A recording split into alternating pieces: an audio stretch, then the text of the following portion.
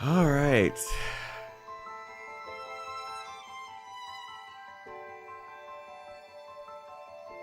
Good morning, everyone.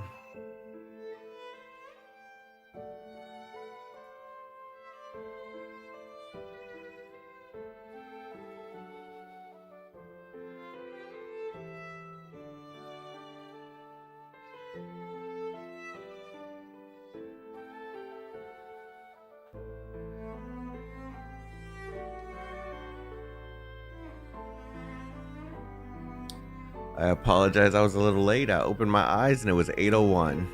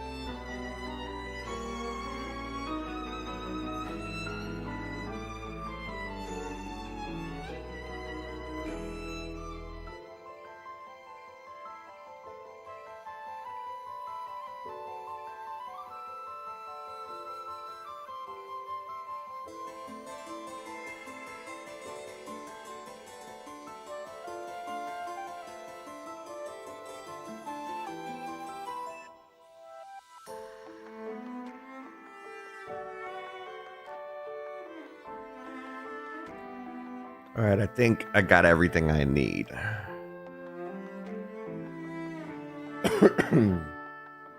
Yeah, I think I got everything I need.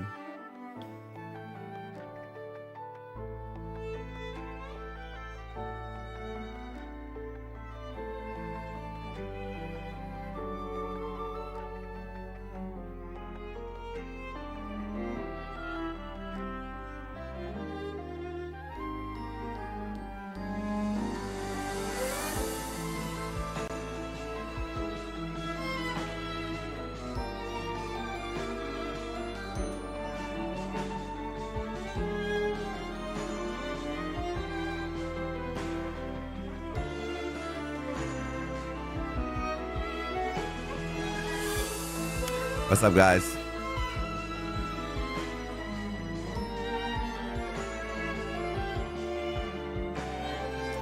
Good morning, good evening, good afternoon, good night, whatever it is over there.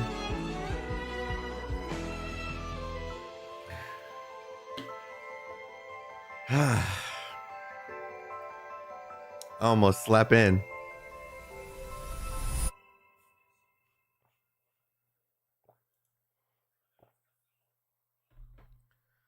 All right. Still not using official upload. I typed in the name of the song and whatever came up came up. that is what I used.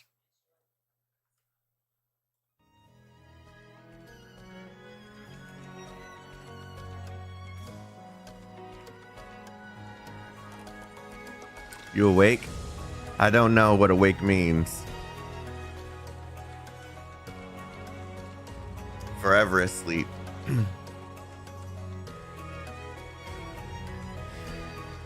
All right, so we did these first two, and we got these last four left.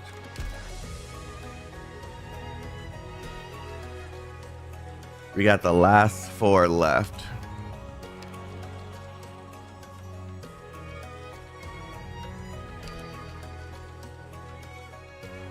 Passing is pretty short. Well, if these three are, if it's even the same time frame as yesterday, we can probably knock out the last four in one day. It's just yesterday we spent a lot of time on other stuff, so we should be all good.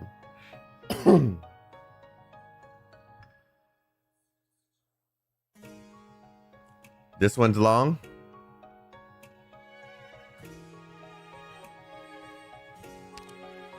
Oh, this one's double the size. The quiz stuff and I did missions from the actual like event. So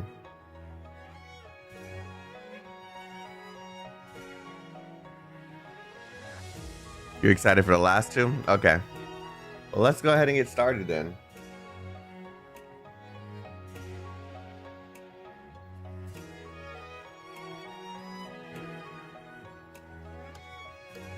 All right, let's do this. Glasses.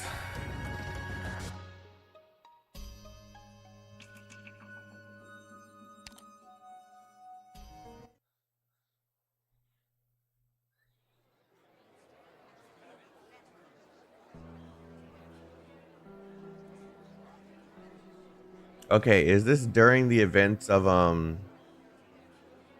Siege Altar's story?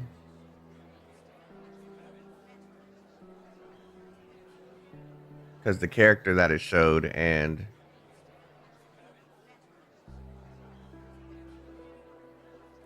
okay. Okay. Still before? Okay. Stay close to me, Ollie. You've got to stick close if you don't want me carrying you. Grab onto my clothes, okay? Mommy can't hold your hand right now. My palms are all slippery with sweat. So grab on tight to my clothes.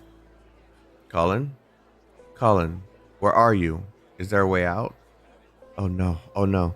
This isn't going to work. We should head back home and hide. Ollie's too little for this. Colin.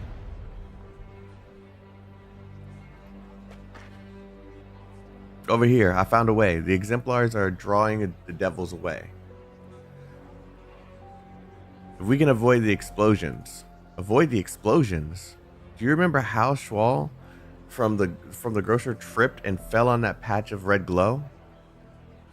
It was only a palm-sized wound, but it bled him dry. Did you forget? It's like the blood was sucked right out of him. Can you really call that just an explosion? It's because his wound never healed. We'll be fine as long as we're careful not to get cut or scraped. The one thing we can't do is turn back. The explosion just now sounded too close. I'd rather head back than die halfway without knowing what's happening. Your grandmother's still in the city.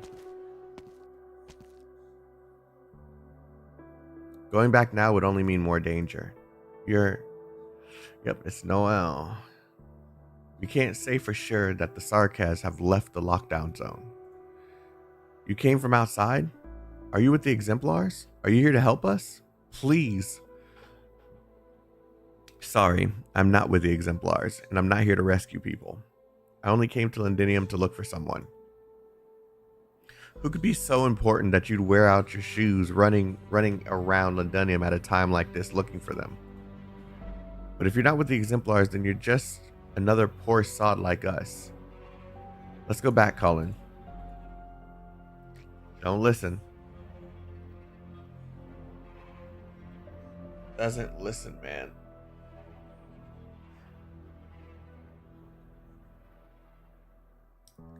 I am not a lore expert. I'm a forgetful expert. And as an example of that, I'm gonna ask you what his deal was.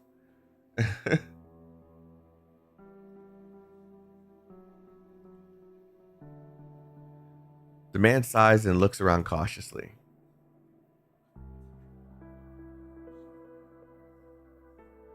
I do remember him. I just don't remember what exactly.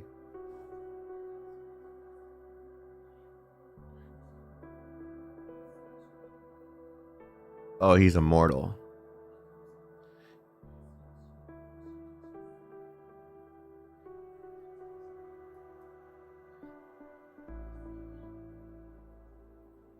Got it. He was traveling with Neo Reunion. He's looking for someone who made him immortal. He wants revenge because being immortal kind of sucks, seeing everyone die around you. Okay. The optician has returned to Londinium for the first time in many years, but the view he sees now is as if he's looking at the city through a lens in the heat of his workshop, blurred and distorted. By the time the image clears up, the only thing he can see is chaos. Trying to find an elusive presence in his bedlam, will be no easy task. Let alone someone whose appearance he does not even know. Could you show us a good way out? Could you show us the way out, good sir? I'll give you everything I have. If you manage to enter the lockdown zone without a scratch, you must know a safe route. Please. Okay, then that actually makes sense, because if he's immortal, of course he made it in without a scratch. He probably got hit a few times, and he. The gauntman empties his pockets, takes out a few pieces of bread from a bag, and tries to stuff them into Noelle's hands. The woman also takes out what few coins she has on her. Noelle does not take them. He shakes his head, knowing that it is a thin line that separates these three people from exaggerated.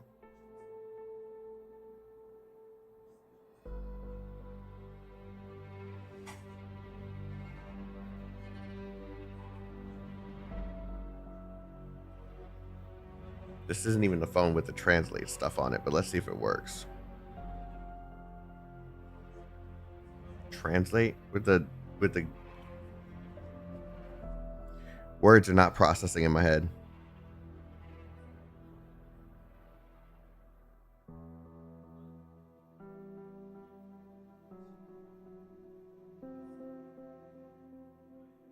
Oh, this one's kind of better. Drains of blood.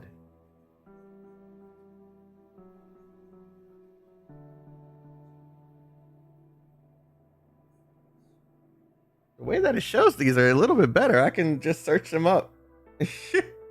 Oh, that's cool. Okay. Exsanguinated.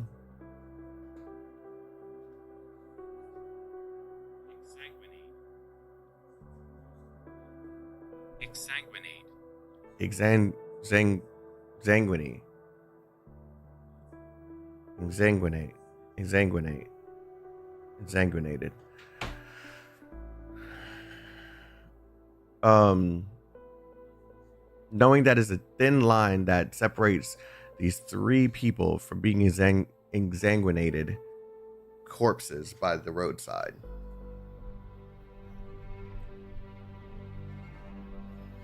I'm still waking up, guys. Just give me a minute. And he stands behind that tiny divide, always a spectator. He has tried to reach out before, but his hands cannot save everyone. I'm sorry. Sir, let's go, Colin. It's no use. There's no other way. I'm not with the exemplars, but I know where their camp is. I can take you there. Thank you. Thank you so much. But that's all I can do. Yeah, don't ask for more, which it's plenty. We'll go with you. What about your grandmother, Colin? We'll come back for her once it's all over. The devils may be cruel, but even they wouldn't hurt helpless old folks in the sanatorium, right? I'll lead you out. After that, you're on your own. That's plenty, good sir. I couldn't possibly ask for more. Thank you so much. No need to thank me. Grab your child and follow me. And now you're going to be asking him to go back in and get your grandmother.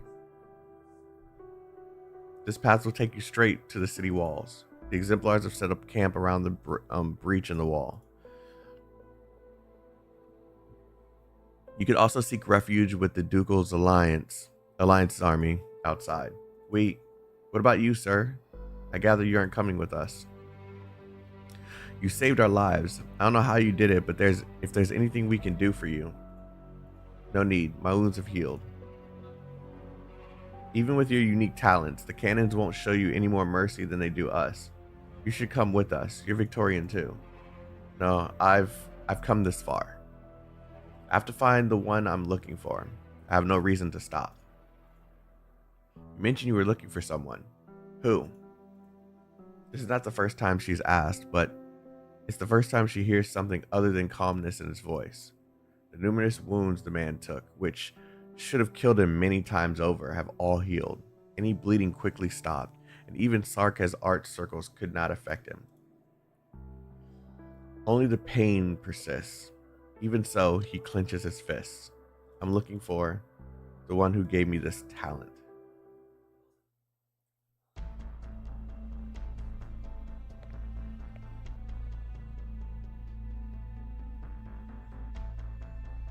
What do we do, sir? This way, I'll shield you. Leave before the next barrage begins. Is that the grandmother? Out of the way. Today I'm finally getting out of this hellhole. He's gonna die. He's gonna die here. He's being an asshole. He's gonna die here. Out of the way. Stay back, sir. Oh, she just saved him. Children and elderly have priority. The hell they do. The Self-Salvation Corps evacuation route is the safest way. If you insist on leaving on your own, be my guest. Who are you? Me? I'm the leader of the Londinium Self-Salvation Corps. You can call me Clavizia. I heard someone has been helping evacuate the citizens in this district. We appreciate your assistance. The Self-Salvation Corps would take it from here. I could still help. It's dangerous. We can't ask you to risk your life for others. We cannot promise a reward either. No, you don't understand. I'm afraid we don't have time to discuss this. Long story short, let's just say I've got a sort of curse on me. There's no need to worry about my safety. I'll cover you to help more people evacuate. Besides, I'm still looking for someone here. Shut up, renegade. Good morning. That's the last of them. Where's that Self-Salvation Corps leader, Clavizia? Noah looks around and grabs a man that looks like a worker passing by. Excuse me. Sorry, I didn't notice that your other arm was injured. I can treat your wound if you like. Never mind, what do you want? Have you seen Clavizia, the leader of the Self-Salvation Corps? She was leading a group of citizens being evacuated. We agreed to meet back here before splitting up, but I haven't seen her. The citizens have been led to safety. As for her, she's probably still organizing the final evacuation efforts. I can't be sure though. We're all busy after all. She was here earlier? Seems like your routes are quicker and safer than mine. We know the Londinium underground better, but nothing's completely safe. Clavizia is needed at the front line, guiding citizens away from the remaining Sarka's mercs. You might find her in the lockdown zone, but if you're not afraid of the devil's traps, you seem to have rescued quite a few people yourself. You might be able to help out. Thank you. Why did that sound like she wasn't even supposed to be there? Sir, good sir. Have you seen my Ollie, my son? There we go. There goes that second favor. My son with the red hair, quiet boy, only as tall as my knee. Have you seen him? What? My son, he's gone. I lost him. Ollie? Bloody hell, where did he go? He kept asking about your grandmother call. Oh no, and the grandmother. Yeah, I remember who she is. I mean, they showed her on the screen. Yeah, I remember who she is. Man.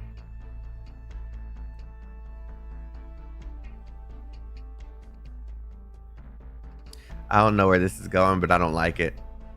I don't like it.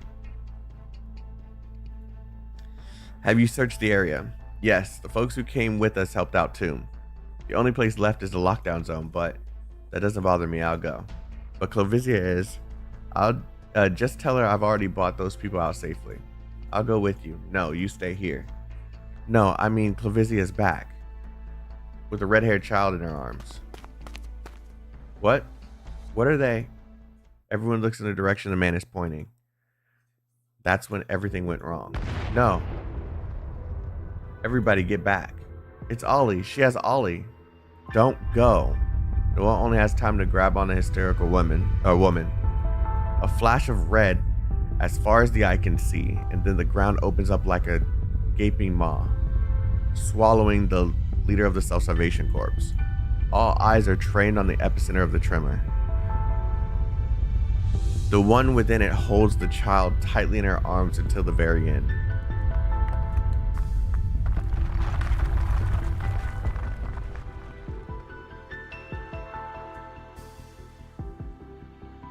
ain't what I expected, but it's almost just as bad. I was thinking the grandma and the child were gonna be the ones that go. The dust cloud disperses, and all is quiet again, for now. Partings like this have become a familiar sight to the people here. The outcome never changes, regardless of the victim. Oh, man.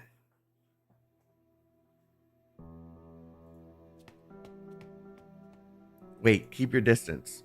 One knows all too well that there can be sometimes a secondary explosion or aftershocks. Ollie, get a search party together. Anyone who can still move.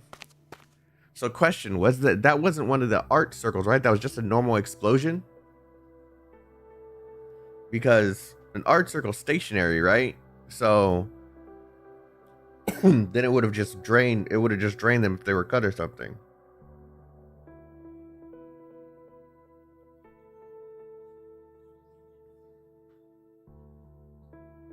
It was probably artillery. Okay.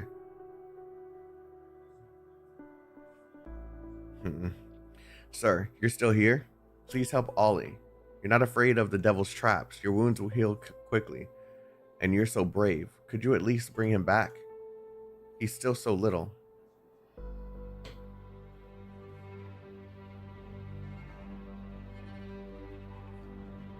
In Noel's long life, there have been precious few things he's able to control. He has an ocean of memories, but it's not up to him which ones float to the surface. Like an ordinary mortal, he can be distracted by flashbacks of the past that seem to overlap with the present as he gathers the weight of all those years.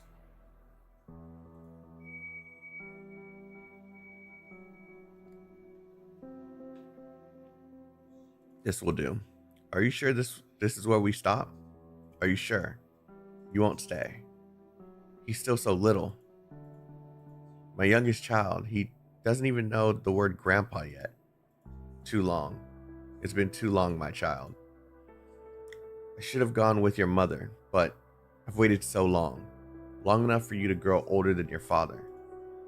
I've accomplished nothing, spent my life in hesitation, and lingered in this world for far too long. So long, in fact, that I've become stronger to the children. If there's one way to end my fate as a bystander, now is the time.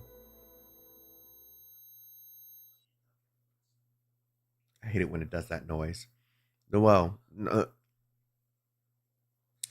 looks towards the scene of the explosion and collapsed. In the whole frame formed from brick and rubble, he seems to see visions of a dark mire from century past. It was a morning like this. He had heard the same pleading, which he had stubbornly chosen to ignore, instead of setting up a path in search of a death that could never come. This time, he would not make the same choice again. Clavizia shielded the child's head before she fell. Sir, there's at least a chance that Ollie survived, but no more than a chance. But that's enough. I'll go and find them.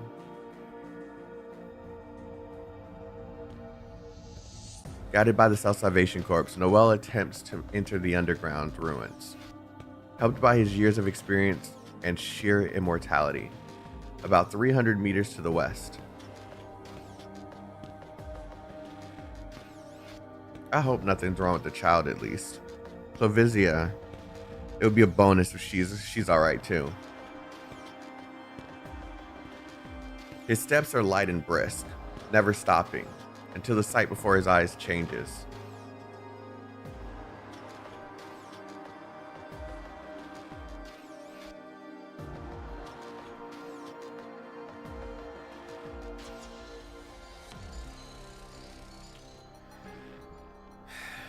A red-headed child lies quietly beside a pile of collapsed rubble. They're the remnants of an activated art circle. Oh, he's still okay. He hurries forward and takes the child into his arms. The boy's chest rises and falls rhythmically with his breathing. He could have been asleep in bed, not for the ash and gravel in his hair. Phew, just passed out. No serious injuries. He was left here by himself, but he didn't fall here directly. Looks like I made it in time. Clavizia could be nearby. Okay, she might be alive too. She put Ollie here. Clavizia, are you there? If you hear me, knock on something hard.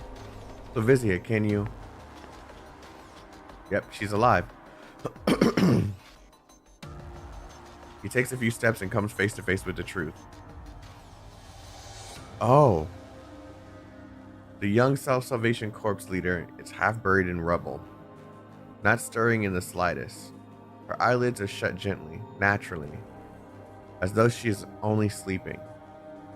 Will she sleep here forever, underground? A moment of pain in a fall that lasted seconds at most, leaving behind only peace. Noelle cannot help but think. If I could die, would I die with the same explosion on my face? Damn, so this is how Clavizia died?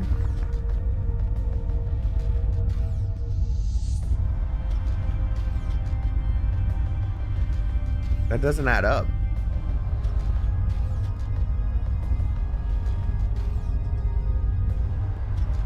Wasn't Clavizia in that event? At least once?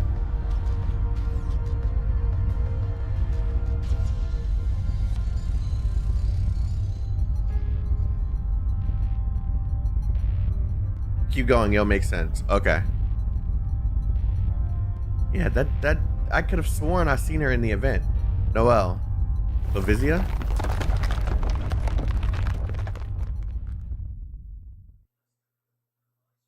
Wait, did she say something at the last second?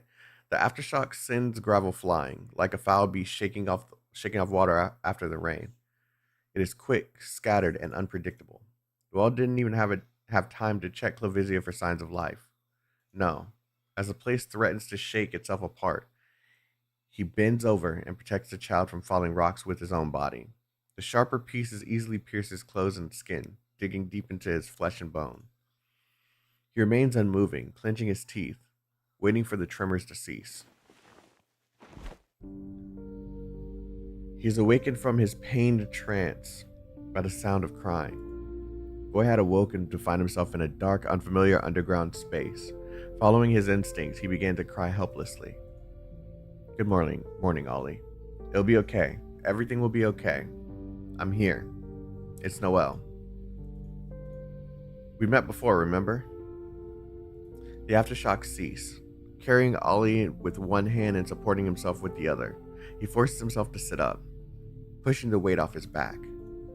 Fortunately, it is broken fragments of rock rather than a single heavy slab, but he can still taste blood in his mouth as he moves. In his arms, the child shakes his head helplessly in the darkness, hardly able to see anything. Clavizia, she saved your life.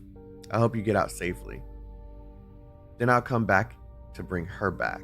This is no place for resting place for her. Noelle sits down, puts the trembling boy on the ground, and reaches behind to pull the fragments out from his own back. The boy grabs Noelle's clothes. Don't worry, I'm not leaving you behind. It's okay, it won't kill me. Nothing can. A smile understood only by him appears on his lips. Meanwhile, his fingers locate the final fragment, lodged between his scapula. He grits his teeth and pulls it out. Did I spook you, Ollie? Sorry. Don't worry. Come with me and I'll get you out, whatever it takes. Enduring pain had become a habit. Noelle lifts the child again and searches his memory for a path that will take him to safety.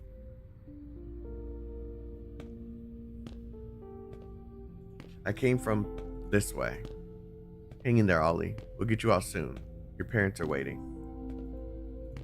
What is it? He struggles. You want to get down? It's quicker and safer if I carry you. Don't you want to see your mom sooner? He jumps down. Alright, stick close to me. Don't let go. The child nods and grabs the corner of Noel's clothes. He even wraps it around his palm gently without being told, indicating that he understands Noel. All right, let's.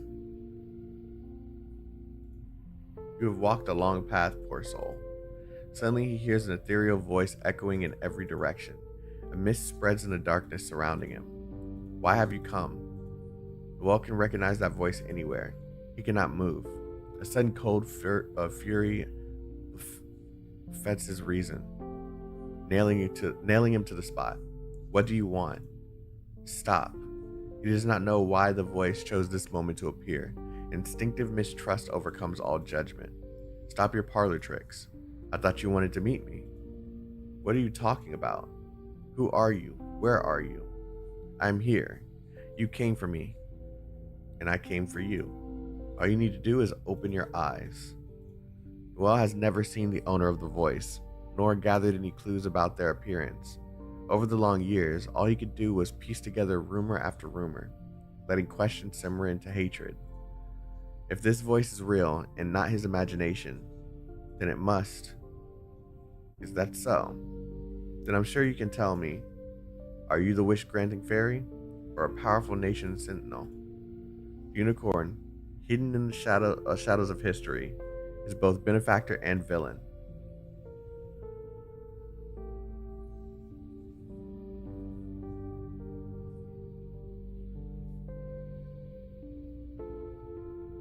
I am all that and none of that. I'm merely here now to promise respiration to you, poor soul. You don't even know my name. What I went through must have been insignificant, hardly a footnote to a legend like you, compared to the affairs you've meddled with. That is untrue. You harbored a possibility that I had placed hope in.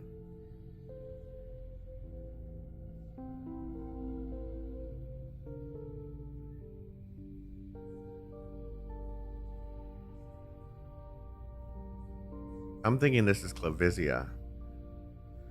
How would one little weed of unknown breed grow if it never wilts? And how will it affect the lands around it? That was my thought when I bestowed immortality upon you.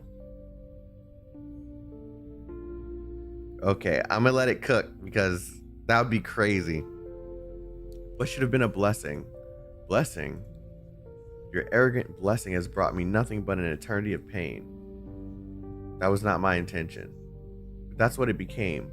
Death by 1,000 cuts, except you wouldn't even let me die. It's nothing but a curse. I understand your anger. Tell me, what will make you feel better? What will you bestow, another blessing upon me? Noel could feel the child grab his clothes even tighter. Can you hear me, Ollie? This voice is a liar. Don't listen to it. Don't think about it. I'll take you out of here. Whoever you are, you can ask those legendary heroes who dance with you. Me, I'm leaving. Few are those who hold the helm in the tides of history. Are you complaining? To me? If you consider my blessing a curse, I might offer you respirations. Make a wish. What is it that you want? A name, thinks Noel. Just a name.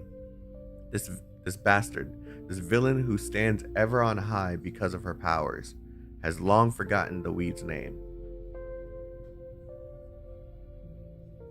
You have a chance.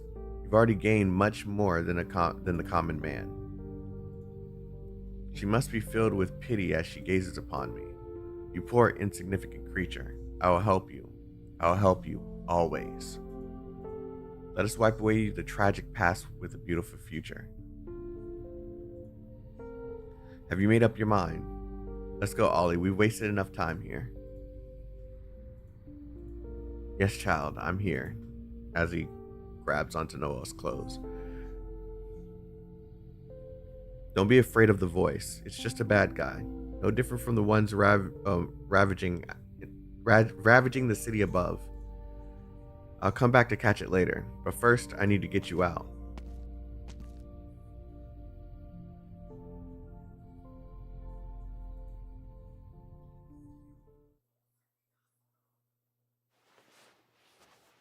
That's crazy that he possibly found her.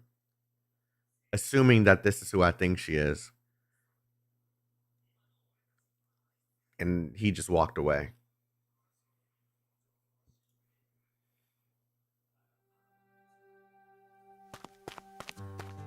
It's Ollie. Mr. Noel found him. Over here, a hand. Careful, child. I'll lift you up. Take it easy. No worries, sir. I'm up here. I'll grab him.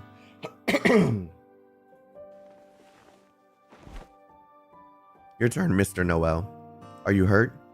Do you need a hand? No need. Noel clambers up friskily, but stops at the edge of the tunnel entrance. But stops at the... God, I am like having a hard time getting whatever is stuck there just cleared out. But stops at the edge of the tunnel entrance, rather than walking towards the crowd gathered not too far away. He looks up again at the sun shrouded in thick clouds. It is one of the countless sunrises he has seen, but this one is a little different because of those who have lived to see it.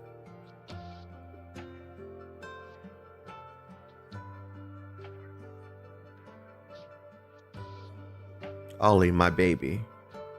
Oh, the fright you gave me. Next time I'm holding on to you and never letting you go. I won't let this happen again. Where'd this blood come from? Are you hurt? Shakes head. Strange, I don't see any wounds. Looks at Noel. Ollie, where's this lady who found you first? Is she still? Shakes head. She wasn't down there? I'm assuming that he's mute. Oh, you're always like this. Well, it's all good. I'm so glad that you came back safely. Thank you so much, Mr. Noel. The man waves at Noel with something other than anxiety or panic on his face. It was a smile of gratitude with a sincerity that makes Noel awkward. All he can do is nod and smile back. You're welcome. But the man keeps walking until he is right in front of him and reaches out a hand, as though words alone cannot express his gratitude. And so Noel keeps the smile on his face and shakes the extended hand almost unconsciously. Only then does he finally realize that the pain is spreading from his back to his chest to the rest of his body. He has difficulty breathing and bends down, grabbing his own collar. The wounds he received from the rubble have still not started to heal. Sir, are you okay? My goodness, you're back. I didn't realize you were so badly hurt or injured. We have to find a doctor. The curse has been removed. Oh, how silly of me. You're a doctor yourself. I'm injured? Yeah. So the curse has been removed. The wound on your back is still bleeding. It's so big, and there's more than one. Are they not healing yet? No, that's normal for us, but I suppose it must be strange to you. What happened down there? Did you get hurt? The leader of the Self-Salvation Corps is down there too, isn't she? She protected Ollie. Ah, that's why Ollie's not hurt. Okay, it's all making sense. I have to do something for her. At least bring her body back. Clovizia. Her name was Clovizia? That does ring a bell now that you mention it. I didn't even get a good look at her before it all happened. I heard she was a great woman.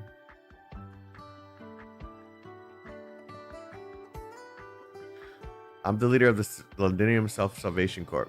You can call me Clovizia. I am all that and none of that. We cannot promise a reward either. I am merely here now to promise respiration to you, poor soul. Oh. Reparation. Not respiration. Reparation. Okay. So pretty much confirmed it was her. I'm afraid we don't have time to discuss this. Tell me, what will make you feel better? A great woman? I don't know. Clovizia, he had passed right by the one he spent his entire life looking for without even realizing it. But it is no longer important. With great effort, Noel looks up, fighting against the pain and difficulty of breathing. In this his blurry vision, he sees the child clutching his mother's hand tightly. The boy is the very picture of health. His hair, his skin, a warm color, with a smile on his face, just like, I'll take you to the Self-Salvation Corps, or the Exemplars. They must have medics. No. What? Why? Just like the sun. Mr. Noel, are you okay? Hang in there. Noel falls to his knees, no longer able to support his own weight. It's as though the fatigue of hundreds of years of wandering has come upon him in an instant. Before his hands and feet grow cold from blood loss, he curls his body down, ignoring the searing pain as the wounds on his back stretch, until his head touches the ground. It is a posture of worship and reverence. He's not praying to anyone. He lifts his head after a while. The leader of the Self-Salvation Corps was not in the ruins. The pain lingers, as does the urge to cry his heart out. But all is silent, and only the beating of the heart resonates in his chest. The thing that would make him happy, the thing that could kill him, is already here. What was that? Clavizia wasn't there. What about your injuries? Right now, rather than spending my time on futile efforts, I should be spending it on saving more people. Yep, he is he's no longer immortal. Wow, so Clavizia.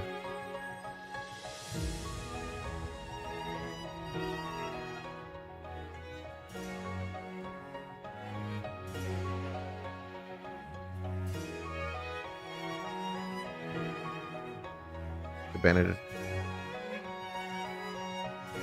Yeah, I mean, he doesn't. He's tired of seeing people around him dying. So yeah, he wouldn't mind dying.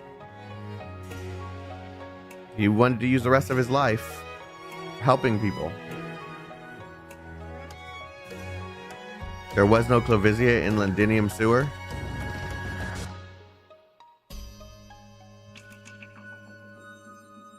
So that unicorn wasn't her? No, that was her.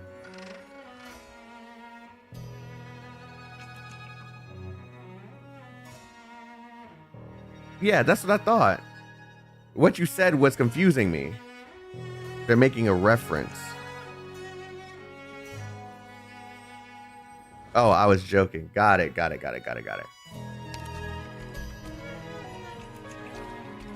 Gotta put sarcasm if you're being sarcastic, brother. I don't know if you're being sarcastic. I'm just reading what you're saying. You know what I'm saying? Like, you just can't really tell.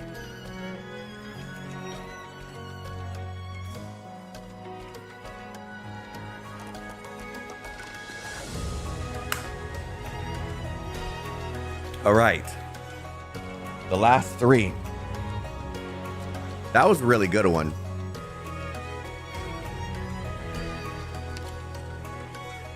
I'm very curious about this last one, though. All the unrevealed.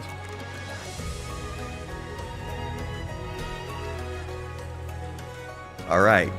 Canoes off the riverside.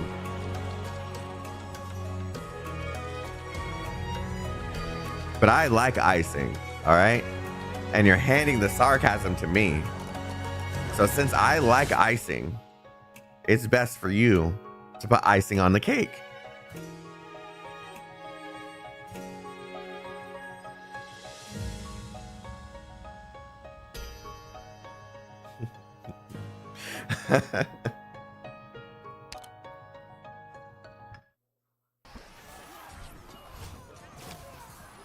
All right, before we start, tell me where we are.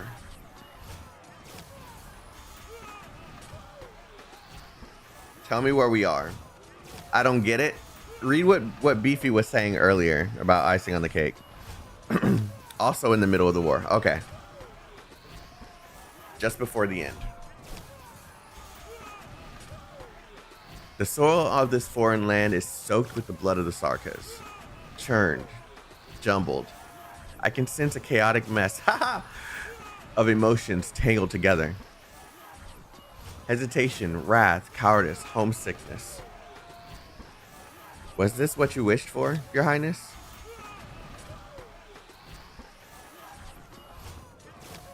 Sleep, my kin.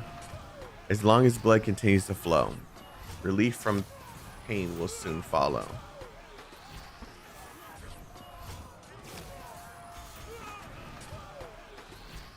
Have I arrived too late, perhaps? If the war can truly come to an end, if this end can truly determine who wins and who loses, when have we Sarkas ever won, I ask? I've never been fond of watching the clock, mind you. I prefer to keep time with the pulsing of my heart.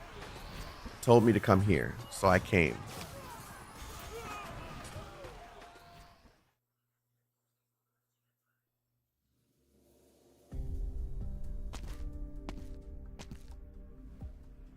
As far as I was aware, Rose Riverside was dissolved after your princess fled far away and the canoes scattered.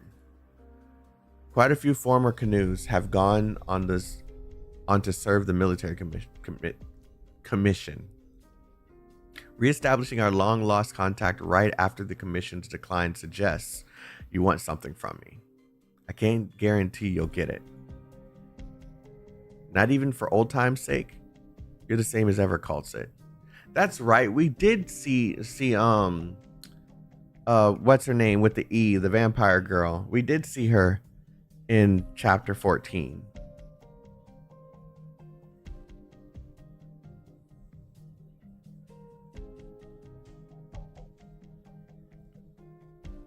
Oh, it was in the Vina event.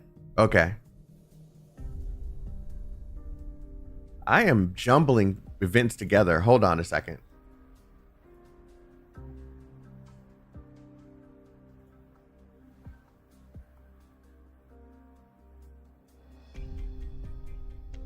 Actually, no, I remember.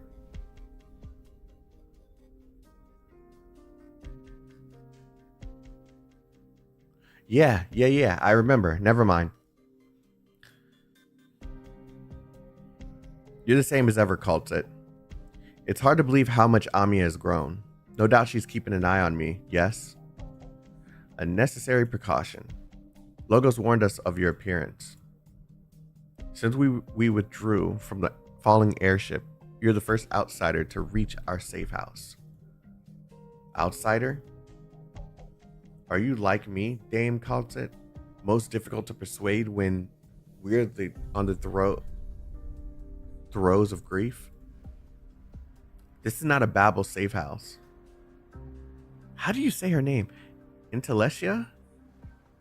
Is it Intelesia?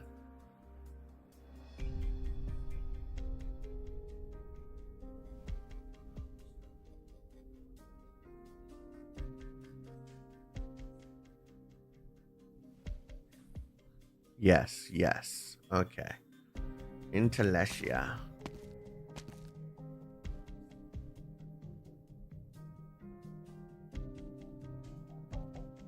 Hearing that code name coming from your lips truly takes me back. I passed by your charnel house that is Ladinium on my way. Charnel house that is in Ladinium on my way. I rescued a few fortunate souls and sent off a few unfortunate ones.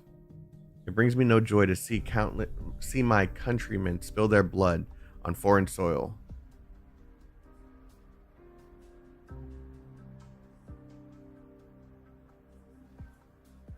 I don't recall you being such a sentimental person. The vampire goes silent. Caltzit sees she has no intention of answering. Why would you risk crossing the battlefields of Victoria to see me? The esh sound with it. Okay, I'm just gonna say it the way that I'm not doing this. Her name was spelling with a K instead of a CH. Intelekia?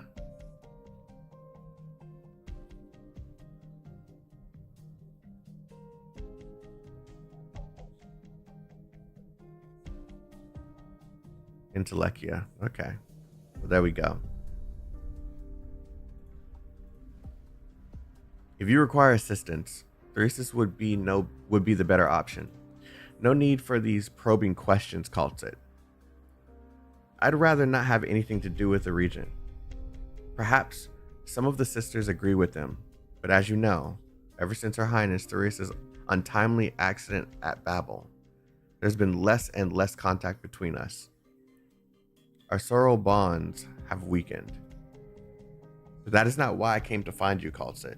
I intend to help Ascalon with a trifling matter, one that will allow her to enter into the city a tad easier. What do you want? According to our latest intelligence, the military commission is strengthening its control within the city. The undead troops and the ducal armies are facing each other down at the city walls. The situation is ever changing. Oh, I know. But such an adorable and studious youngster as her is well worth the effort to look after. That is not what I meant. Given the circumstances, you should have been unable to find any trace of Ascalon. I'm very familiar with her ways. She is wounded, gravely so. She's never used something like that as an excuse to lower her guard. You really trust her. It's hard to say whether I should be happy or worried for her that you hold her in such high regard. Who is helping you with this? Trickster, one of our sharp-eyed sisters. As a technician, she was able to hunt down a few clues I was looking for in Londinium. Her. I remember you cherished her and would never have approved of putting her in the middle of this battle. And according to the vows made by all you canoes, none of you should even be here. As I suspected, you know of our plight.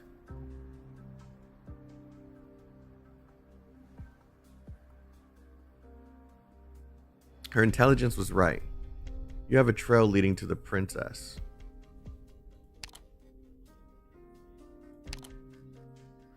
As I'm sure you're well aware, Dame, I'm the only one who will not and cannot leave this river of blood. Do you still doubt me, even after all I've said? Rhodes Island thanks you for your assistance. We will repay the canoes in kind, just as Theresa did in the Babel years. During the Babel years, same thing. I will tell you all I know in regard to that princess. Thank you, Kaltzit. On another note, while I was in the bowels of the city, I caught a whiff of his stench. I'm not doing that. While I would love to help settle the matter for you while I'm there, I'll need help from your people. I'm afraid Rhodes Island does not have any more time to spare inside the city. There's a local faction known as Milscar. Finding them should not be a challenge for you. They're close to the heart of the storm, but are determined to avoid entangling themselves with any of the involved parties. A stance you'll find familiar, I'm sure. Would you trust someone like that? Retain shared interests for the time being. If the military commission has other plans for his arrangements, they will undoubtedly affect the Ducal's alliance next moves, or even disrupt the Exemplar's plans to enter the city. Neither Rhodes Island nor Milscar wishes to see such an outcome. You haven't changed one bit. Did this plan come from you or that commander of yours? It is Rhodes Island's plan. Rhodes Island. Very well. Do send my regards to your commander, though I fear I'm simply another lost memory at this point. So even the doctor knew her as well. Dame, there's a question that's been eating away at me. One I was hoping you could answer. Aside from His Highness the Regent, I'm afraid only you hold the answer. After all, you were the only ones who made it from the airship. Is it a question you already know the answer to? God dang. Is the question that you already know the answer to really so important? Of course it is. If one does not see it with one's own eyes, hear it with one's own ears, say it with one's own mouth, then saying goodbye becomes quite a challenge. Even though my heart sensed the echo of the myriad souls as they left with such clarity, I still ask myself over and over if she was among them. Teresa. And so I must ask, has Her Highness left us once more? Yeah.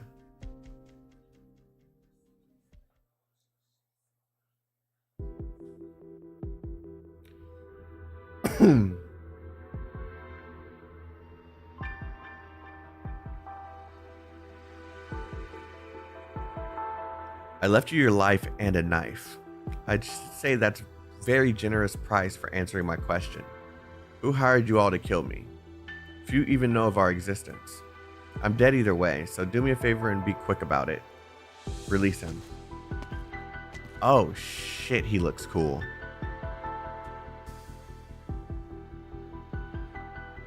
Oh, he looks cool. I mean, with a quick death like he asked for. Intellectia. As long as he spills enough blood, you can always just tear out the memories you want from him, right?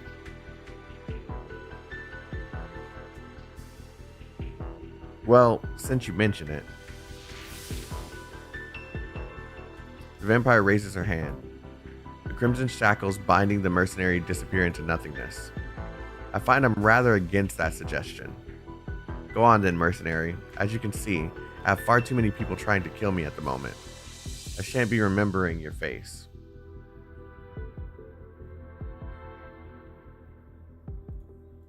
No need to thank me.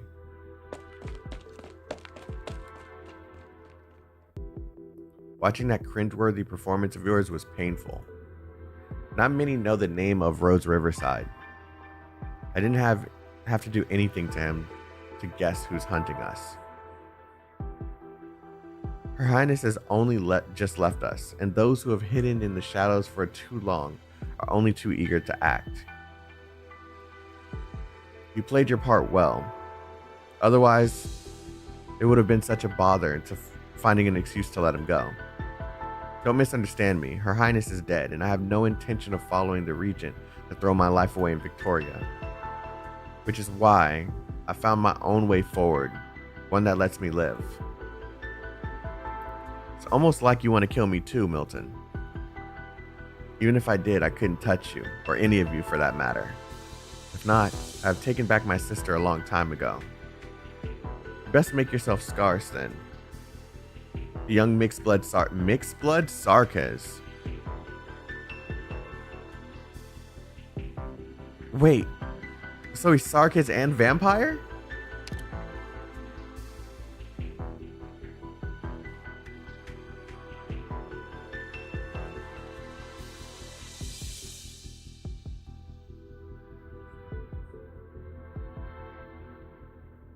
I would have taken back my sister a long time ago.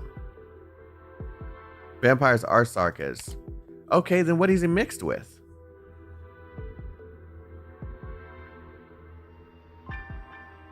Mixed blood Sarkaz are kind of just anyone that isn't a mixed race.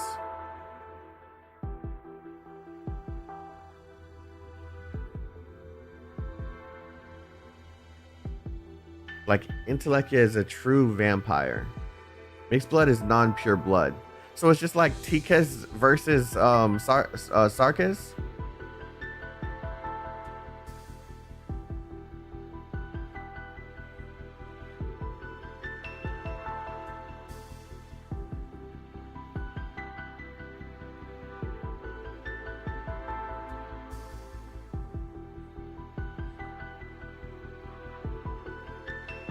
Yeah, he called himself a Tikaz, right? Teresa is mixed.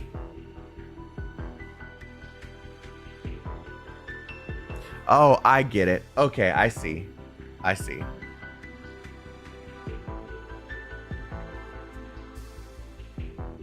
Okay. Yeah, I knew that.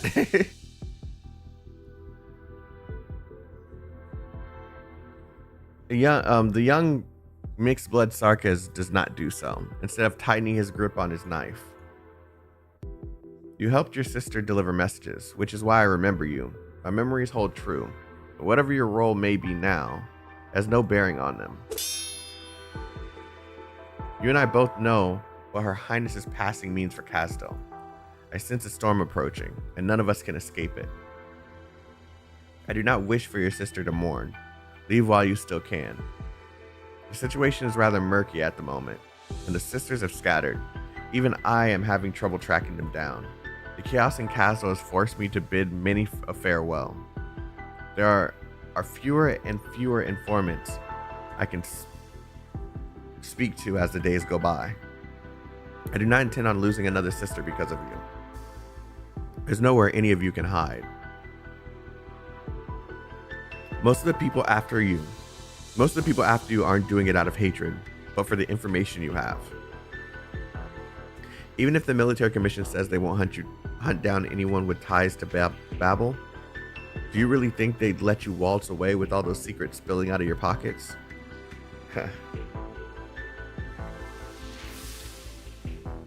I'd like to see them try and stop me.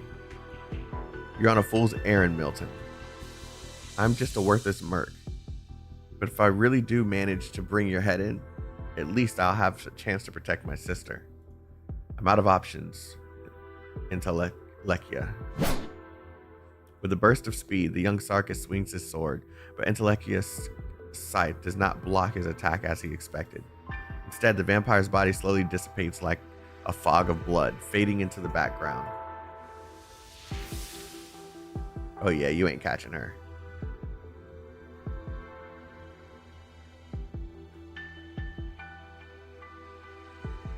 You could have been more honest from the start. If I promise you that none living shall approach the street, will you speak with candor? Yes, exactly what you're thinking. Your friends in ambush will not be coming. You're not as calm as you're pretending to be either. You pretend your pursuers bother you and claim you acted only to expose a traitor. Then you send everyone who finds you back to reveal your location. Also that anyone with a grudge against the canoes will solely focus on you. I heard from my sister that you were the one who cleared up every operation. The cleaner, they call you. Once when she barely escaped by the skin of her teeth, you used a similar method to draw attention to yourself. Though it involved faking an injury at that time. You were losing a lot of blood, true, but the art you used was powerful enough to turn everyone who even glanced at you into a fine red mist. My sister risked her life to let you all cleanse her blood and turn her into a pure vampire. But even she couldn't eat for days after seeing that. I did endeavor not to splash too much blood. I'm not fond of working in such a garnished fashion myself. No, what I hate is your arrogance. You think you can bear the entire blood debt of the Rhodes Riverside by yourself. And what makes you say that? If I were really capable as you claim, I would have held on to my sisters and have them accompany me upon this river of blood, and Rhodes Riverside would not have scattered so prematurely. I wish I had come to do more than clean up duty during the crux of the Civil War. I was so busy, I didn't even hear the whispers in the wind. That was that. I cannot save Teresa nor a single canoe. Even what you're willing to do for your sister now, I can't do myself.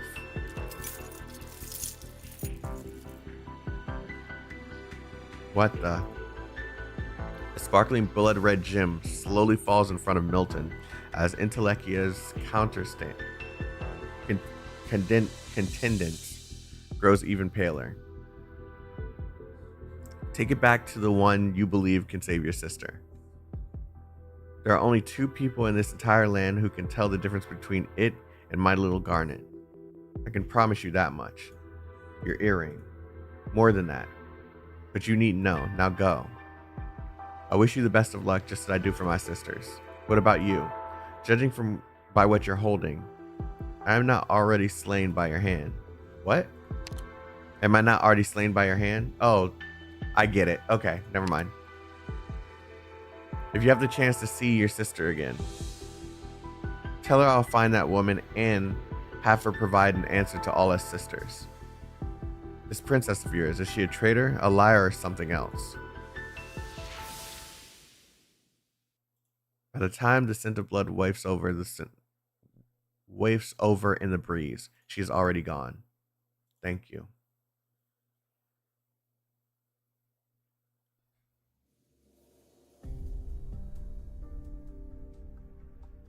Interior of the Shard. Can you hear me? I'm inside the Military Commission's command center. The communications shut down have been lifted. That's mighty quick of you, Intelekia. Naturally, same old trick of mine. While I was dealing with his altar, I found quite a few people lying in pools of blood.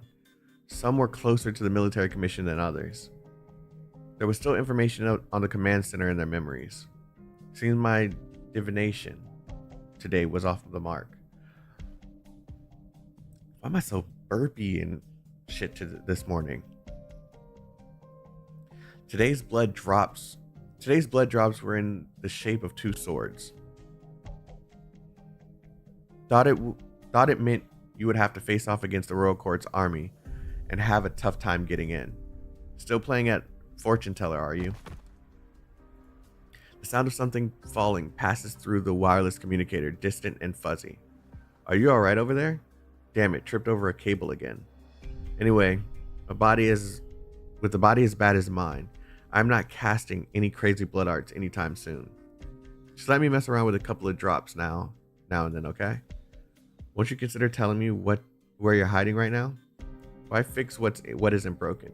Even back in Rose Riverside, when we canoes were close as anything, nobody knew my hiding place. But now that you're in Londinium, there's nowhere that can guarantee your safety. No need to worry about me. Found the target to the northeast. Sounds like there are two teams. Make sure to avoid them. Understood.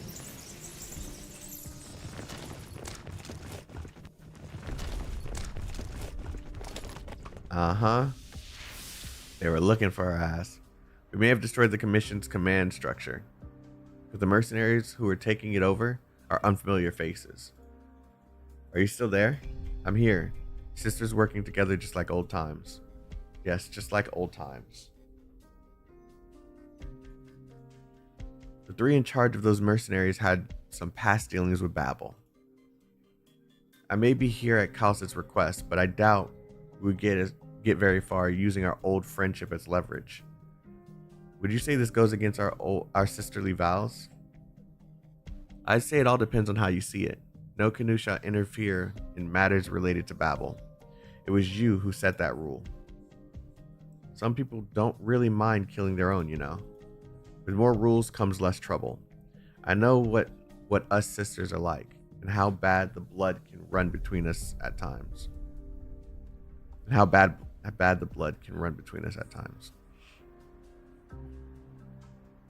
Yep, some join, so obviously there are some who will leave too. We have to accept that, Intelekia. This does not explain her sudden disappearance, though. I should think that I know her the best. Obviously, no one else has got a single drop of her blood on them, which means her departure was truly without warning, rather than us missing a sign. Sounds like you've doubted yourself. Join the club. It was only after it happened that I really got into this divination thing. It's never accurate, more like a game of associations that gets you thinking. But at least it gives me some sort of warning, reminding me to be mentally ready for any and all changes. I'll help you out. At the very least, we know she came by Londinium. Two heads are better than one, and one's clues are better than none, right? Hold on, there's movement outside the command center. Victorian Alliance troops are not locking horns with a group of unknown Sarkas. Those will be the mercenaries who come to take charge. It would seem they're right behind us. I'll tidy up this command center for them. Save them the trouble later. Would you mind leading the way? No problem, I'm always here.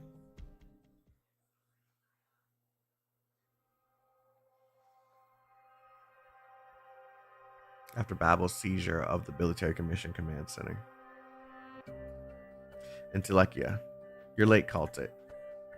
Drafting a final plan of attack demanded my time. It's rare to see you absent-minded. Rhodes Island's medical operators can provide standard medical aid, but if a vampire does not wish to staunch their own bleeding, I'm afraid there's little they can do. It's nothing. Who doesn't bleed a little in battle? I was simply pondering the shape this bloodstain has taken. It seems like a bad omen, no? But do go on, Chaotik. Forgive me, but as usual, I can only thank you in a personal capacity for destroying his remaining art circles and saving Londinium from yet another calamity. To be fair, I only did so out of my loathing for... Yeah, I'm not even going to try. It wasn't to help you, and certainly not to help those Victorians. Nonetheless, your actions helped clear many obstacles for Wisadel and her people. True. I trust you remember my help today, Dame. Naturally, about the information you gleaned from within the art circles of blood. Have you told Milscar? Just a hint, but that little kid is smart enough to figure it out. When the Victorians and Sarkis began hostilities, it was inevitable that some among them would seek cooperation over common interests. Slow down. Jesus. Slow down. The war must end. These problems must be left to Londinium, to Victoria itself. Amiya and the Doctor are certainly fighting their own fight with the Victorian delegation to bring things to a peaceful close. If negotiations go as we hope, all the Sarkis will leave at the appointed time. The tragedy of Londinium can end. The more one knows about the past, the more worries it will add to their brow. It almost sounds like you're mocking yourself. Oh, nearly all-knowing Dame Chaotik. 4 years ago, I found a Babel in a complete disarray. We may have had similarities in that sense. Us cleaners really hate having to leave, and are disinclined to accept defeat. So I stayed, wanting to piece back together all the shattered fragments. As promised, I synced what I know about your princess to the frequency band you provided. It's just scraps of information, but it should be enough to help you. Thank you, Chaotik. If you and Rhodes Island still need any assistance, do tell me now. Getting all the Sarkis to agree to leave is hardly the easiest matter after all. There's one thing you must know. The person receiving this information did not respond.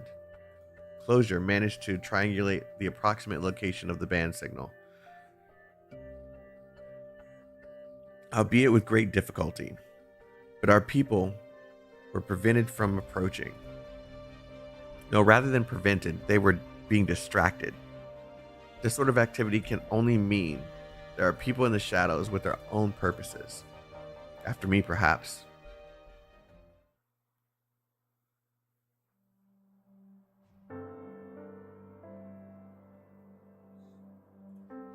No need to be in such a rush, Telekia. Run as fast as you like, but that bouquet will wilt before you get past the battlefield no matter what. Isn't a canoe a boat? Yes. A canoe is a boat. Hold on a second, chat. I'm gonna go refill my water, and then we can continue.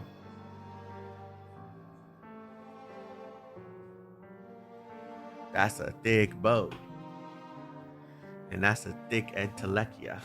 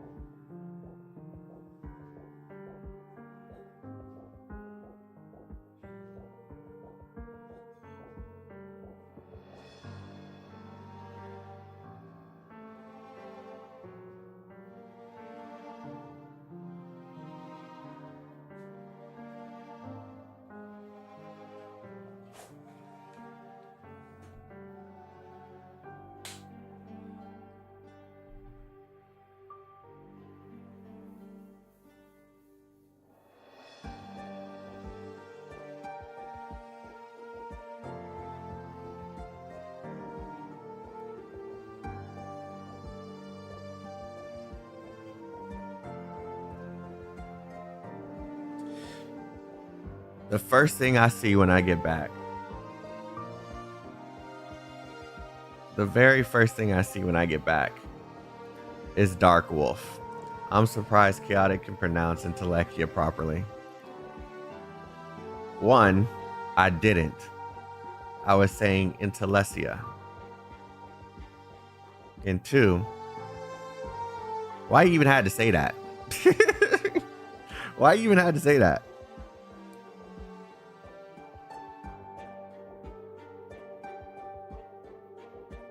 I'm coming for you, Dark Wolf.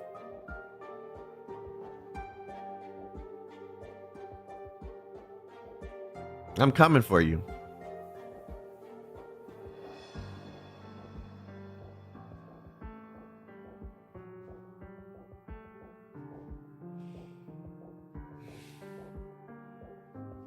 I wish there was something I can do to like, for some reason I'm just like I'm burping a lot and stuff. I wish there was something I can do to stop it.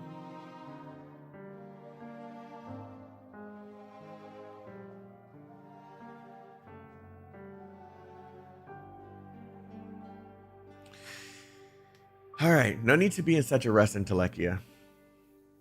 Run as fast as you like, but that bouquet will wilt before you get past that battlefield, no matter what.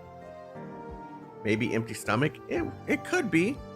You know what? It could be because I haven't eaten breakfast.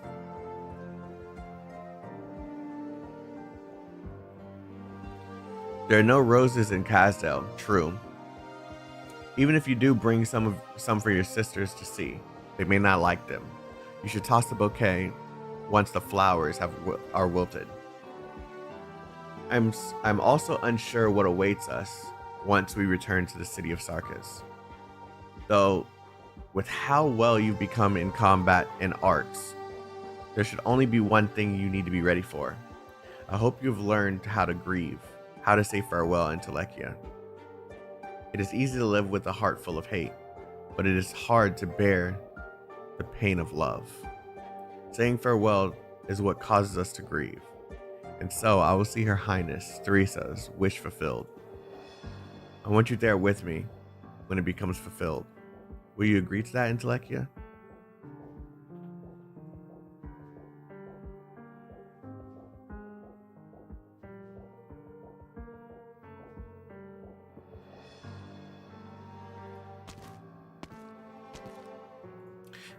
Intellectia enters the ruins.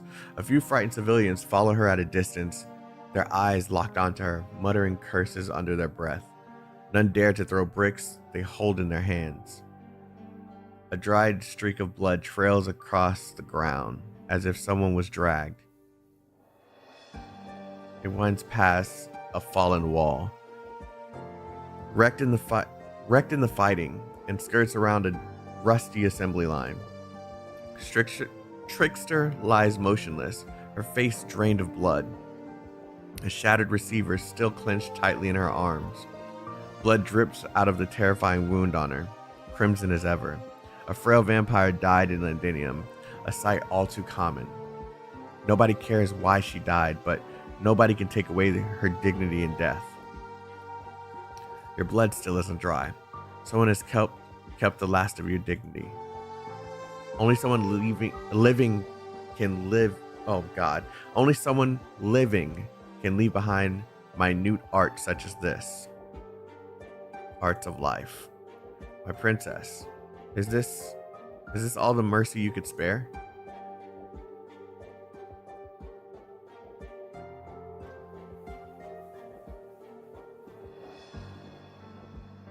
You ended up coming here after all, Intellectia. As her finger dips into the blood, a host of information springs up before her eyes. Through this blood, Intellectia communes. Intellectia communes with the consciousness of the deceased before it disperses completely.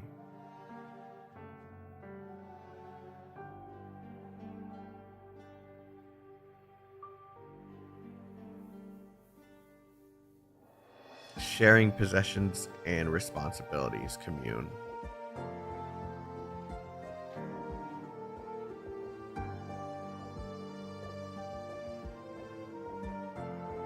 Who killed you?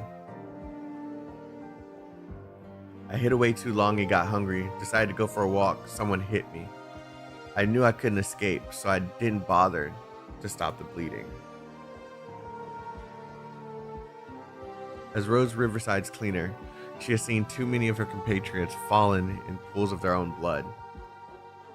The shadows of these grisly scenes serve as elucidators of information in their mind's eye, fitting together into a vague memory. Was it the Victorians or the military commission? No need to be mad at anyone about this. If Rose Riverside hadn't taken me in, a vampire as weak as me wouldn't have made it past the Civil War. You all always said I was the only one of us sisters with sharp eyes, so whenever any surprises happened, even a small breakdown at the furnace, I'd be the first you all fussed over. That's all I ever needed. I'm so glad to have met you all. The memories continue further into the past. A familiar figure steps out of the river of blood, quietly watching them. It is Trickster's memory and the memories of all the canoes. As the warmth dies away in the blood, so too does the memory of the dead slowly dry up.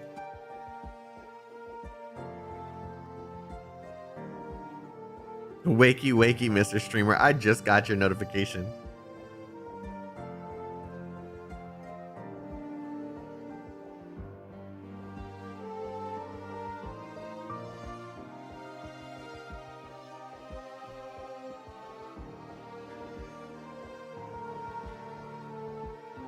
No matter how dire the situation, not many canoes have left them, but none left in silence. No matter how dire the situation, they always spared the time to grieve for a lost sister.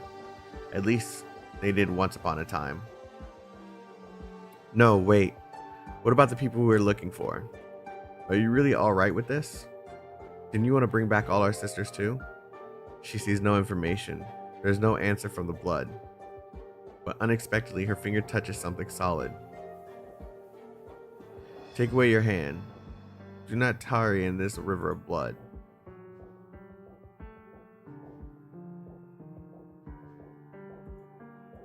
She knows this crystal. Of course she does. It is a drop of her own blood, a vow, the beginning of Rose Riverside. There's no information within the pure crystal, merely the lingering warmth of arts. My princess, why did you choose to return this to me now? Why now of all times? You were here, so why did you leave so soon? Was it because you could not save her? Or was it because of the war that barely ended? Because of all that transpired years ago? Or maybe this is simply to say farewell.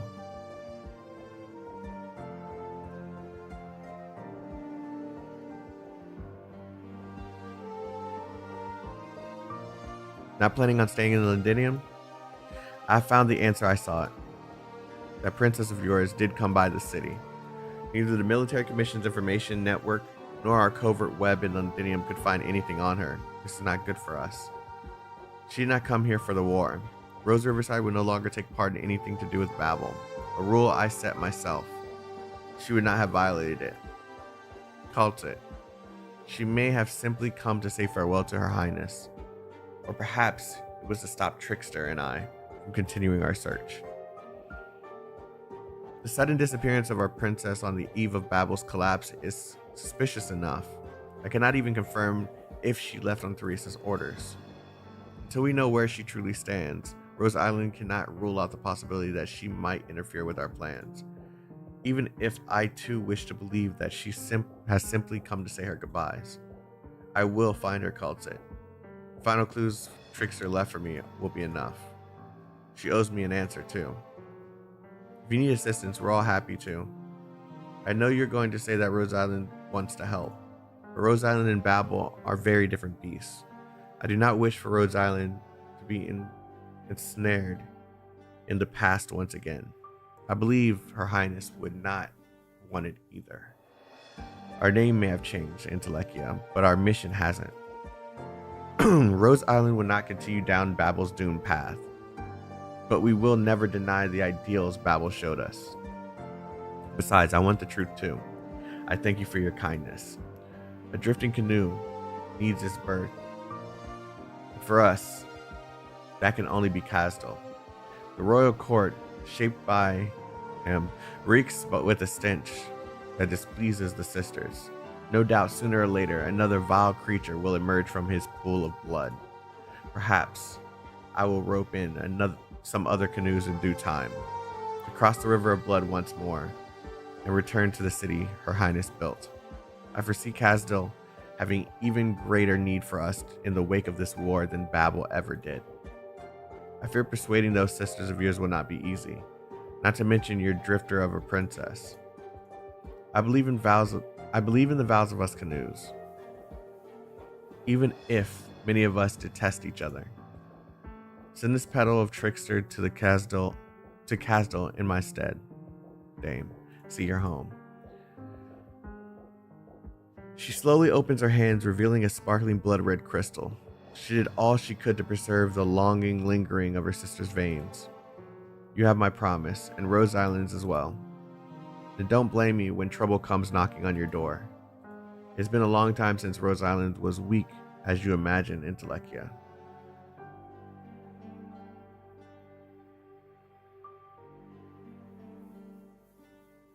Did my internet go out or something?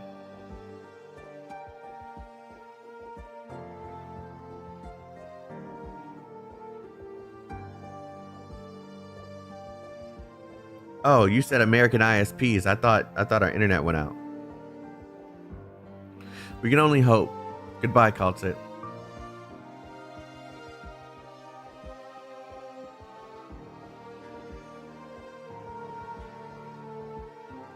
The warmth in this drop of blood will never die, just as us canoes never drown in the river of blood. This is our vow. I promise you. For our farewell, I shall grieve. I would much prefer to part less often, but goodbye, Intellectia.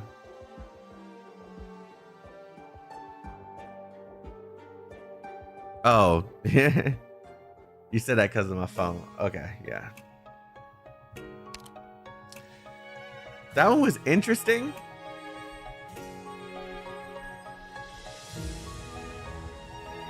But I don't feel as attached to Intellectia like that.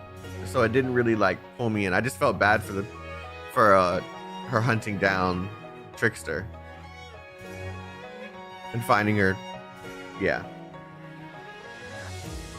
Intellectia was just there for a future teaser character.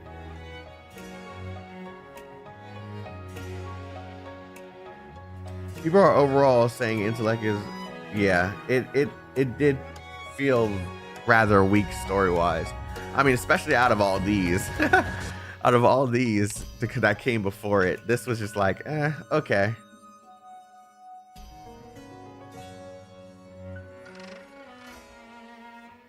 Okay, Undead King and Amiya, another breath of death. All right, before we begin, how long are these? I want to make sure when I start them, I can finish them.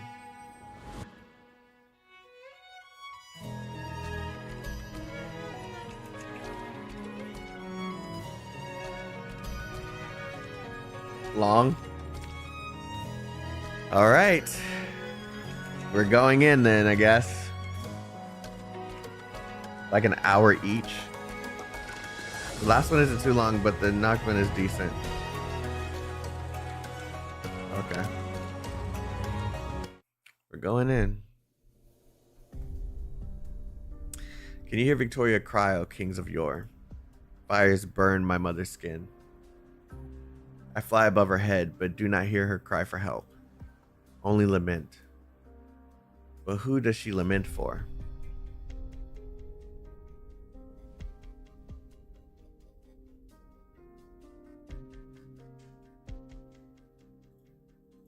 Don't bother collecting the bodies of the steam knights and mercenaries. The Victorians already built this tomb for them.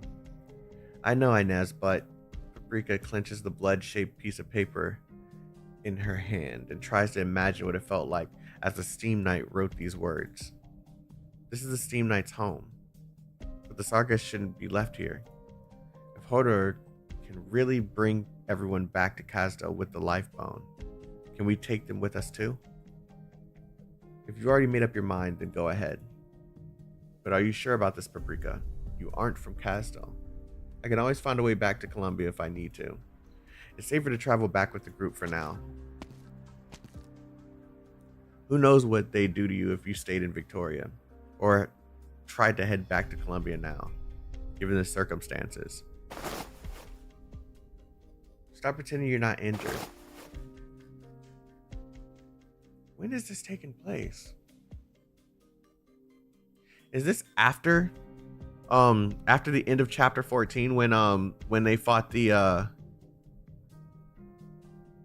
pure-blooded vampire? I can't remember his name, but is he still injured from that?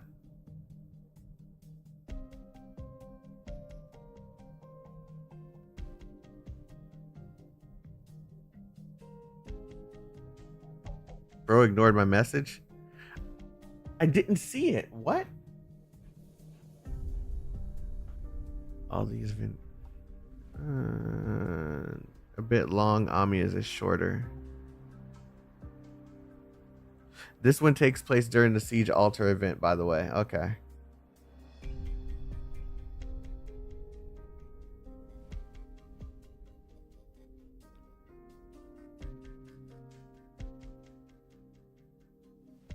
After they fought Manfred. Yeah, that's his name.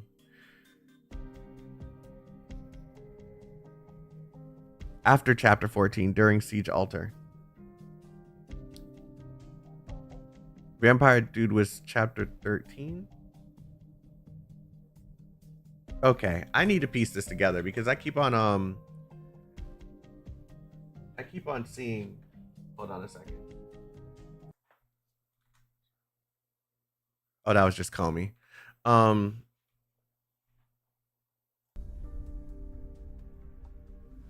Steam, close that.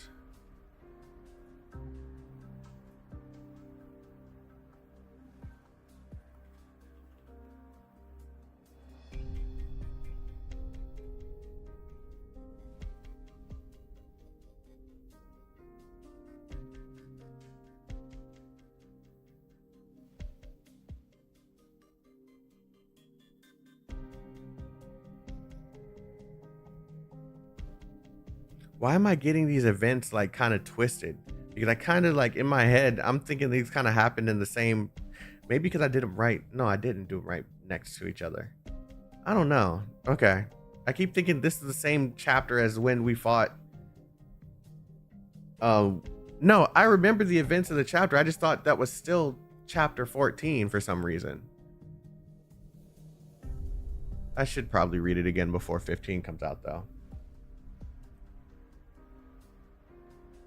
I won't die. I can't die. Besides, we're already taking too long. How's the Lifebone's recovery going? We'll make it to Castle, provided no one accidentally damages it again. We Sidel, what's up, girl? Oh, was that meant for me? Guess your recovery is going just fine. How are things looking outside W? I'll let you off the hook about the name this time, Inez. Even better. How are things looking outside W?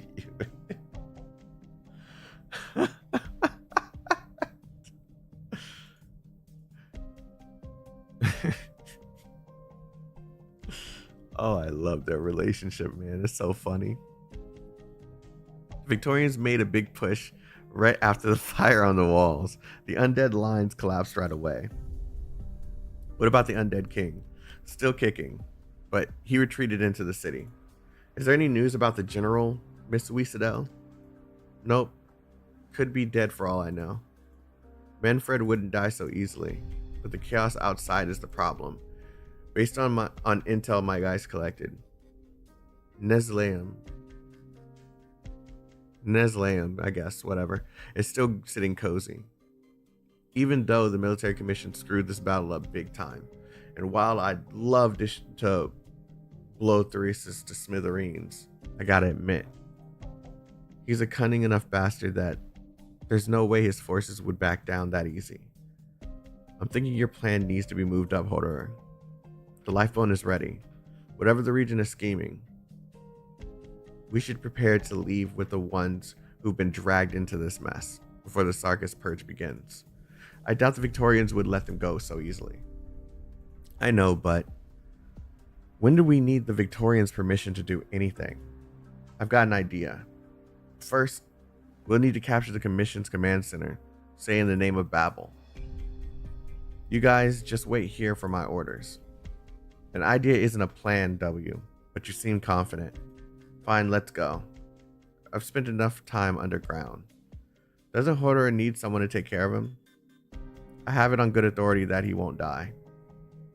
Yes, that's what I said. Whatever the region and the undead is planning at the Palace of Westaleg, the fate of the survivors is probably not their priority. We can't just sit back and watch. You can tell us about your idea on the way. Two dunces. What about you, Yarnball? I'll go with you. The general might be at the command center. I have so much to ask him. But do we just leave the lifeboat here? I could blow it to pieces if you want. If you're volunteering to carry everyone on your back instead. W, it's we Sadell. Yes, see, that's really pissing her off now. Don't worry, Yarnball. No one will ever guess it's here. And if anyone dares to get close, my guys will take care of them. Weasedale surveys the resting place of the kings, now barely recognizable rubble. Besides, what better place to hide a pile of bones than the graveyard?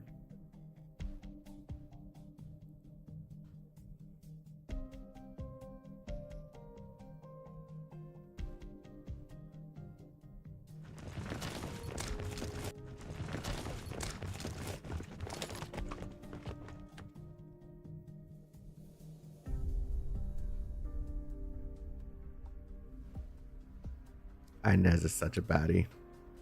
Found a way in yet? The Ducal Alliance's army is surrounding the place, but they don't seem to have any intention of attacking. What are they doing then? Out for a picnic? Defending this place was so important to the general. How could Trilby Asher? The general? You mean that devil by the name of Manfred? I'm afraid he fled with his tail between his legs, abandoning all of you. Her Grace was right. The military commission spies do come through here. Who the hell are you calling the commission spies? We are not your enemies. We've come to end this war. I've read your file, Sarkis. The right hand of Manfred. Your word can hardly be taken at face value. Then maybe you've also read how I escaped from Manfred. I'm afraid I lack the patience to read through the files of every insignificant devil. We've surrounded the place, sir. Eliminate these Sarkis spies. Search their bodies for intel on the command center. I've had enough of the Sarkis' tricks. You're not attacking because you're too scared of what's inside.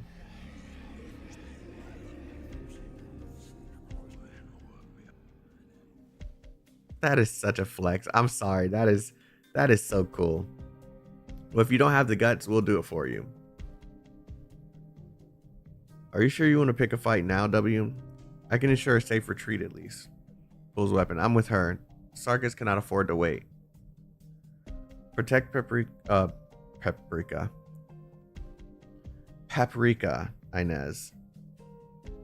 We're forcing our way through. If you say so.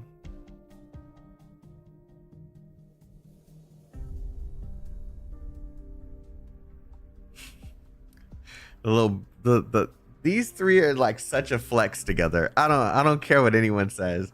They're just so unique as a team. Shadows spread from Inez's feet, locking onto every Victorian soldier present. Then she senses a different kind of shadow. Delphine?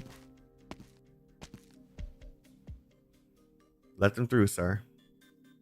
And here I was thinking you finally made up your mind to kill us. I'm not under the command of the exemplars, my lady. Nor do I want to be put on a mandatory leave like Bellingham. I'm simply executing the Duke's orders. Wipe out the Sarkas. No more, no less. These Sarkas share our strategic objective. They aren't a monolith. You're here to kill the undead, aren't you, Hodor? The undead king holds a great significance to the Sarkas, but he cannot be allowed to live. Only the swift and complete defeat his forces will. Only the swift and complete defeat of his forces will convince the one sitting on the fence to willingly withdraw with us. You want to flee with the devils? Got a problem with that, punk? Do you understand the crimes they committed? Do you not? I can't deny them. But I also understand what will happen if large numbers of leaderless Sarkas mercenaries are left scattered across the countryside. Mercenaries who've tasted blood in war. You want to protect them and prevent further chaos.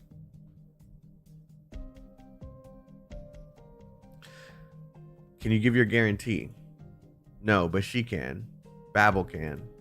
Hodor points towards Wisadel. This war has long since lost its last justification for taking lives. It's time to bring it to an end. This has nothing to do with who I was or who I am now. Very well, you can go in. If Rhodes Island trusts you, then you should be careful, Lady Delphine. What you are doing may constitute treason. I don't need your advice. Lieutenant Scherer, instruct the Exemplars units to escort the Sarkas team into the command center. Inform all Alliance units that this order comes directly from Delphine Windermere, sorry. Understand, Lady Windermere. I hope you'll be able to answer for yourself when the Dukes hear about this. I have even more reason to hate the Sarkas than most of you, but I don't let it blind myself from the current situation. Londinium has bled enough. Thank you for your help. It's not you I'm helping, Sarkas. Go in this war. As for you, sir, you can either continue this staring match with me, or we can both go back with our men and prepare for the next battle. Or do you need to call the Duke of Castor for instructions? No need for that, Lady Delphine. Her Grace has granted me discretion. I agree that this is not our battlefield. I will, however, report all the facts pertinent to this incident to Her Grace. Suit yourself.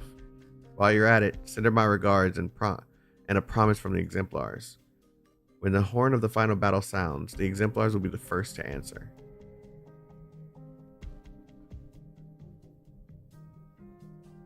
In the command center. I get that things are messed up in the commission, but is this really all they have guarding the command center?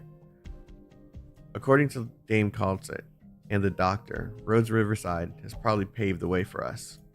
What about Manfred and his men? Afraid of getting blown up or something? If the general is still alive, there's only one place he would be, by the regent's side. We'll have to count on the doctor's group being able to handle the regent. Saw you as Wisadel, and I thought I'd have to fight you for the mic. Your first broadcast more than did the job, Wisadel. Why are you all so serious? Why so serious all of a sudden? About to spew a bunch of crap I don't understand again? The name Her Highness gave you holds many meanings. The name Her Highness gave you holds many meanings. I know. If they need to hear a new voice, they'll hear it. Before that, though, I want to set things up. Wait, is this where that animation takes place? Where she's like sitting down in front of is she sitting down in front of a mic or like in front of like some letters or some shit? Is that where this takes place? We need the command center to organize the withdrawal. Don't blow it up in a fit of anger. Blow it up. They were outside in that? Okay. Blow it up. Of course I want to blow it up. But there's only one of it, which means I can't try all the different ways I had planned for it. W. Don't rush me, Inez. This time I'm going to blow it into the sky so everyone can see it. See who we are and what we want to do. Listen up, people. Babel's captured the Military Commission's command center.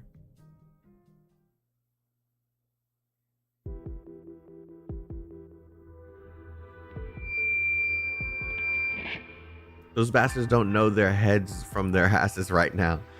and nobody's got it in them to help out the crusty old undead king. So quit wasting time and get those feet moving. Believe me or not, whatever, just step on the gas and get this over with. Oh, and just saying, don't forget to keep your eyes on the sky.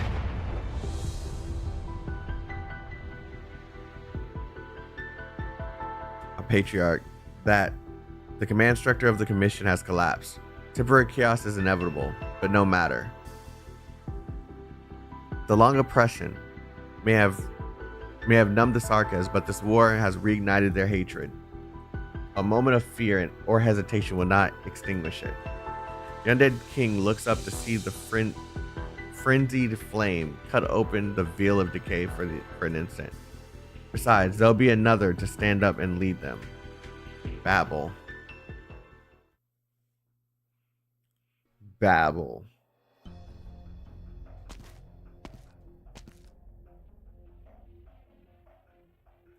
The first time I saw the Palace of Westleg was 15 years ago, on a 50-pound bill. It was the first time I held a wrench in my hands, and the first time I held money I'd earned myself. I rubbed the bill with my numb and tired hands. The factory door began to close behind me, but I felt as though the door to all of Terra was being opened before my eyes. A place that seemed so far away, a place where kings once sat, was right there in my hands. Why do we stop? The area ahead is completely shrouded in fog. Captain Horn's orders are to halt the advance until we figure out what tricks the undead are up to in there. Look at all those pretty patterns on the tiles beneath our feet, though. We're close to the palace. Be patient and grab a proper weapon from camp. The Sarkas protecting this place are the worst of the worst. A wrench isn't going to cut it. This wrench has smashed 5 Sarkas skulls just on the way here. I can do it whether you believe it or not. It's between 15 years since I felt like this, but now I feel like I can take that palace. Undead king be damned.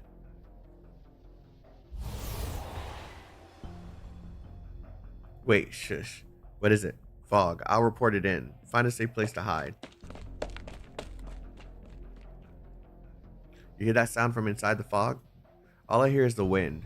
Same sound when I forgot to shut the gym's windows at night. If it's the wind, it's blowing against something. A flag or clothes. Tell Vina. In an instant, innumerable tattered rags rush out from the fog, drifting across the sky above the city like gray-white tide. The cloth freshly torn from clothing, and there are banners woven by hatred over the millennia. They have wrapped generation after generation of undead warriors, hiding the rot beneath. But now they fly freely in the sky, inviting all they touch to walk into decay. Bloody hell, I can't feel my leg. I got you. Get away from the cloth, I'll cover you. They'll corrode any weapons they touch. Melee units, pull back and let the casters deal with them. First and third caster battalions, volley on my mark.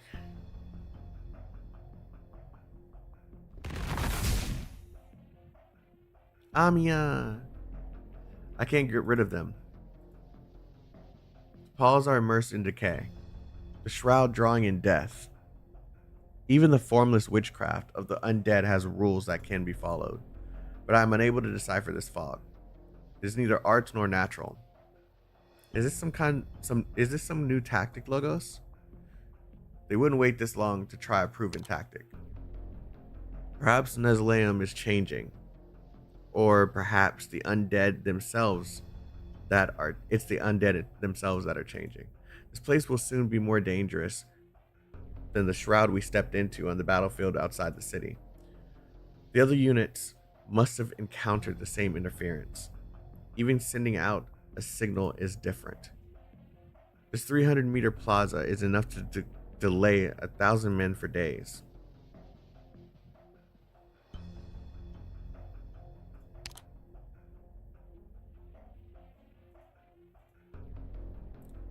Must find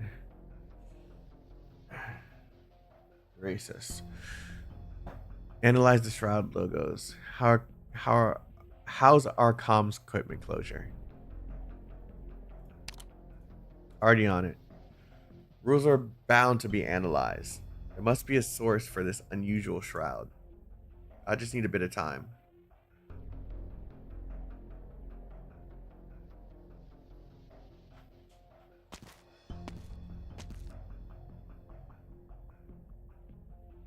I never told them that I had never killed anyone. I did exterminate a few districts worth of musk beasts, but never a human. I never told them that I was not an arts-imbued Paul I wrapped myself in, but rags taken from stolen mops. After all, I had never met another undead in all the years I grew up in the ditches of Londonium, and no one ever taught me the undead arts.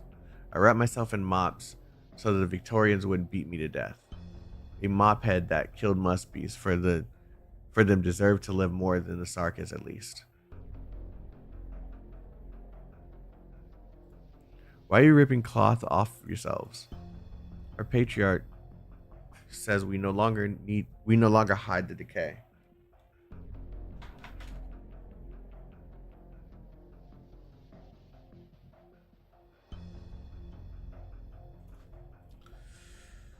Should I rip mine off too then? Of course, my child. Why doesn't it fly away like yours did? Am I missing some arts? Feel the decay within you, returning to the land. Feel the withered life returning to your body. Then rejoice. So I should rejoice.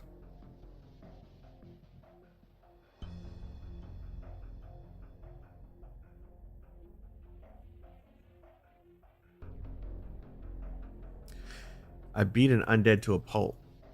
They said the undead could never be truly killed, so I kept swinging my wrench like my life depended on it, even though the one beneath me was no longer moving. His ugly frame was much frailer than I imagined. I broke it. Wait, is he talking about the one that was just...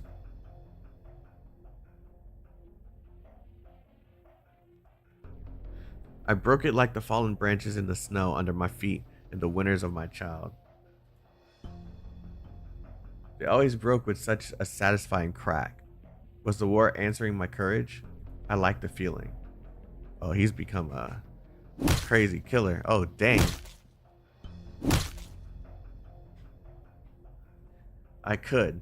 I said I could. Who said you can't truly kill an undead? This seems pretty dead to me.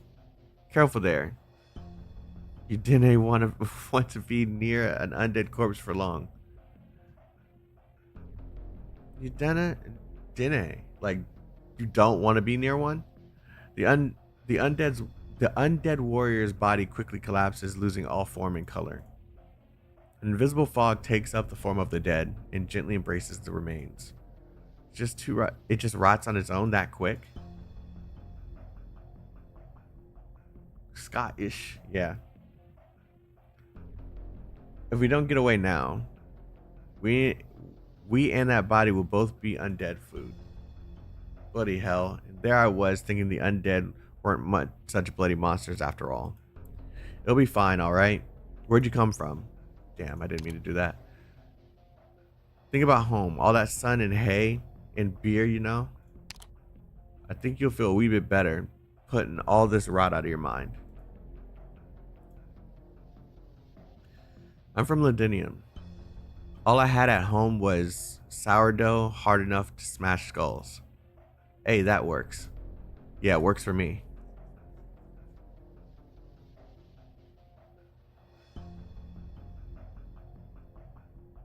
Death and decay are defined by silence, but never thought the Sidarum could operate so noisily.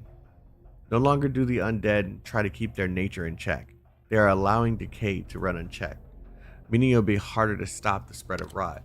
A pair of hands cannot stop rushing water, but they can easily spray the water further. What if we diluted the rot, Logos?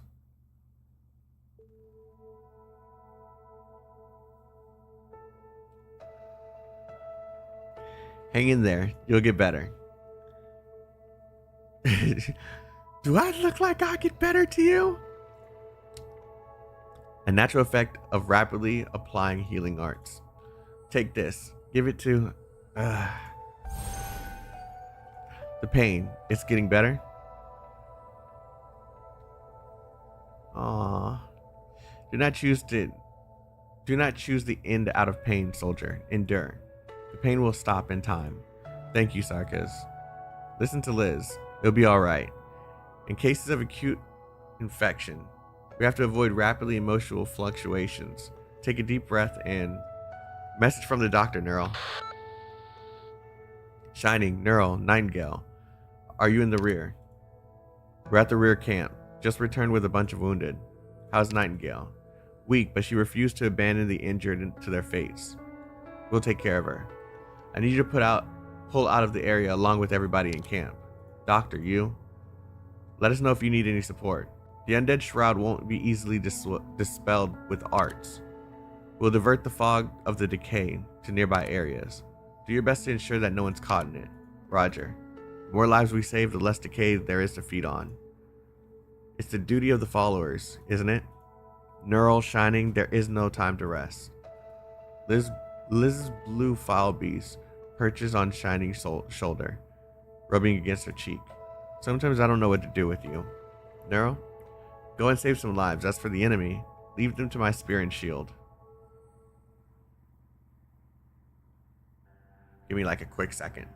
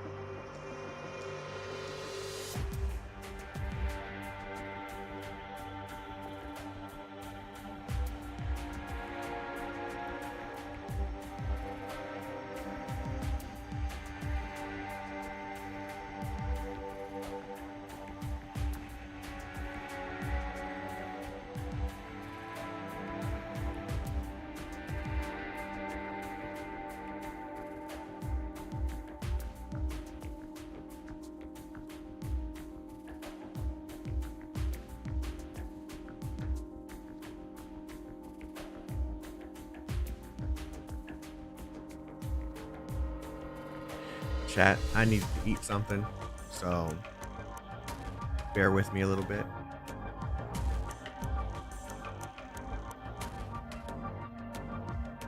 I just got some biscuits, nothing crazy.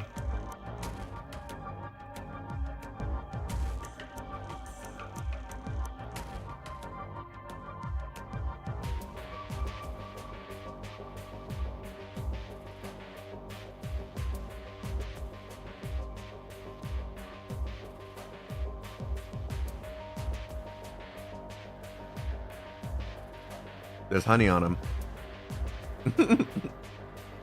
Not plain. There's honey on them.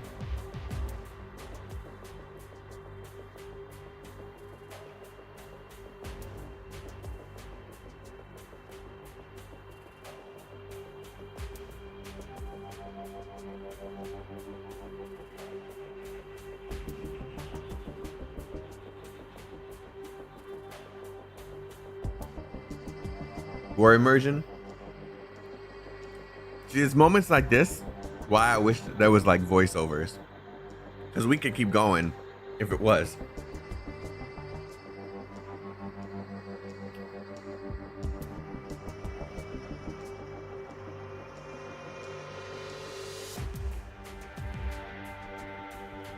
In fact, I probably would be all caught up if there was voiceovers.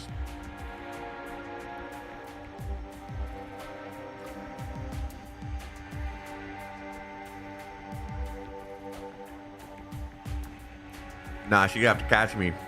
She'd have to catch me. Ain't no way.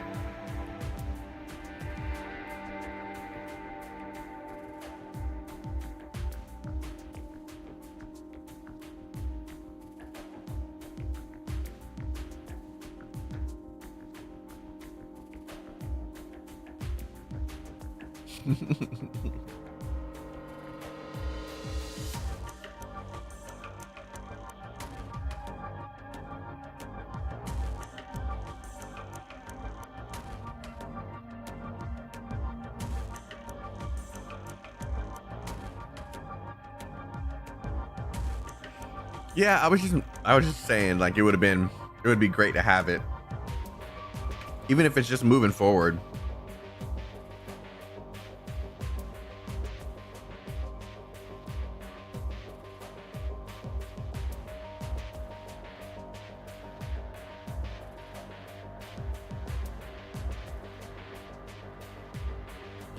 Still sad you didn't do the dungeon, but yeah, sorry.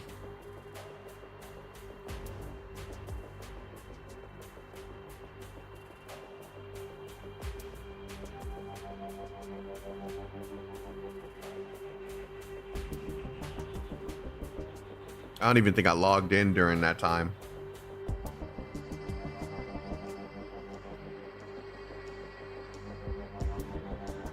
Yeah, I did, because I think I got some of the units.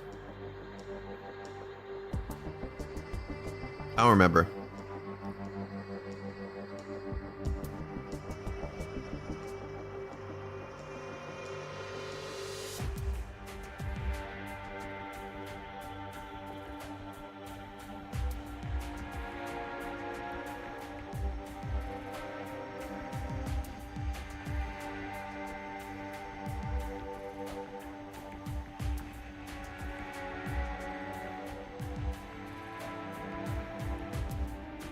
Wait, the Ablana event has voiceovers?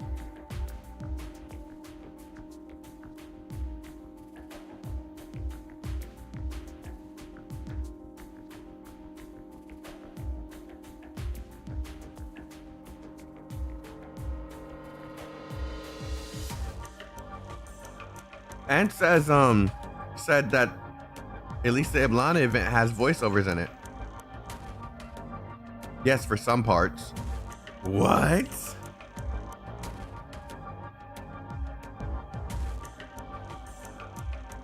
That don't mean I'm gonna remember, Comey. You should know this by now. But it's only for one section. Oh, okay.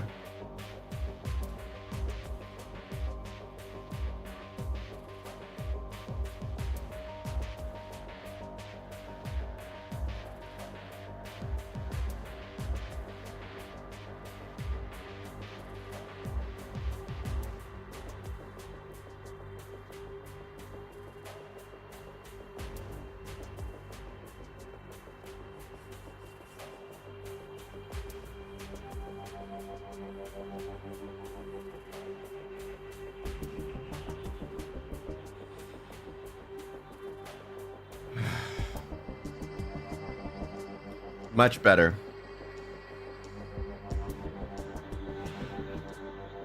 Much better.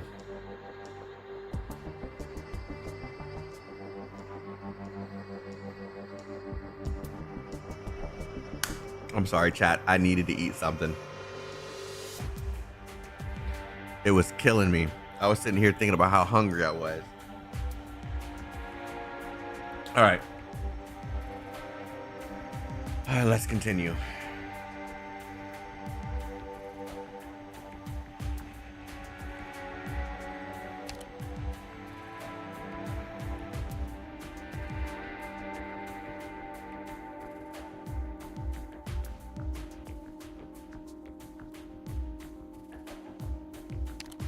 All right. Well, I've never knew fog could be this so noisy. The interference is too strong. Might be easier to yell than to get a signal through. Hey, Fang Alter. We can't place the repeaters directly on the ground. Fog eats away at the antenna. If we put up a shield, no, with interference like this, it would just block whatever's left of the signal. What if we carried the repeaters? Fog won't eat at the equipment as long as we're still alive, right?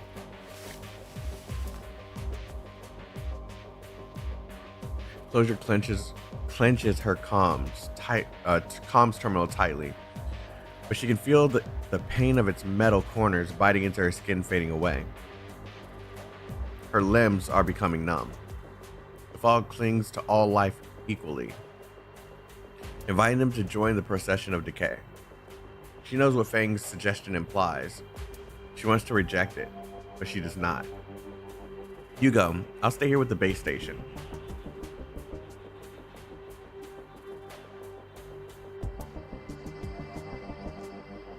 Think, Closure, think. If this fog is from undead arts, then that can't just be meaningless noise. Identify the pattern, and we can filter it out.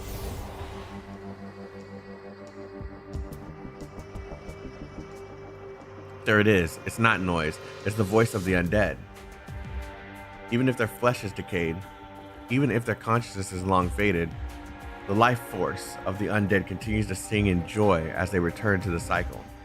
No idea what you're so happy about, but I'm sick of hearing it. Let me see. A little more over here.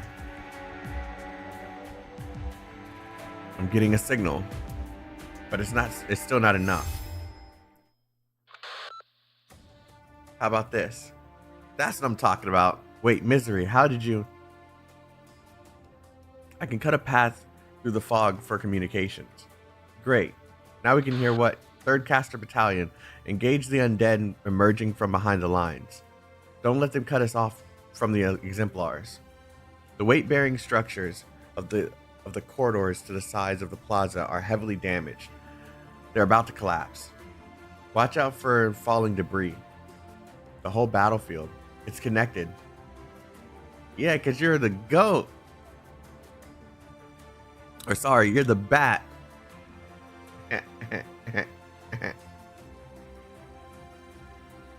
Now I've killed a Victorian girl wearing a bright printed scarf on her head.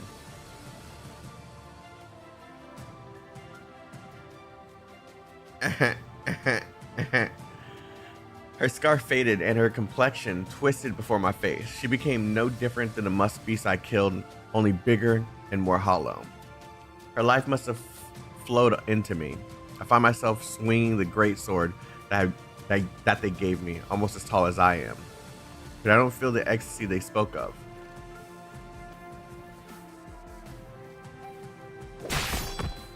Damn. You're not rotten too. If I don't rot, you will. Is that it? What's that? A massive explosion almost ruptures the young undead's eardrums. A massive suit of armor flies past him. The fog gently picks away the rotten limbs of the armor is wearing, pale fragments dispersing with the steam. Several pseudorums fly towards it, their swords making screeching sounds on the metal, piercing the dull thud of Originium explosives. It's the Steam Night. Metal shall decay. The young undead has no time to look back. Heavy metal legs break the fog in front of him, blocking out the already dim sunlight. How many years do you think it took us to build the crawler? You think we'd just let you eat it? The armor plate to the port side foreleg. Does the main gun still turn? God, there goes the burping from eating. Does the main gun still turn? 2 o'clock fire. Blast a path through the pseudoram for the steam knight. The young undead falls into the ground. Cold blood immediately seeps through the remaining mop cloth, as though he was born to wipe such filth. But why was he born to? He has no time to think about the answer. The great iron hammer is raised above his head, its glaring reflection in his eyes. No, I don't want to. You don't want to die? A tide of rot rushes past him, and the hammer falls to the ground as scrap. A patriarch. I'm sorry, please don't punish me. I'm not a deserter. If you have yet to fully comprehend war, then you are no deserter. It is not yours to give up your life so easily in. Your war has yet to come. Go.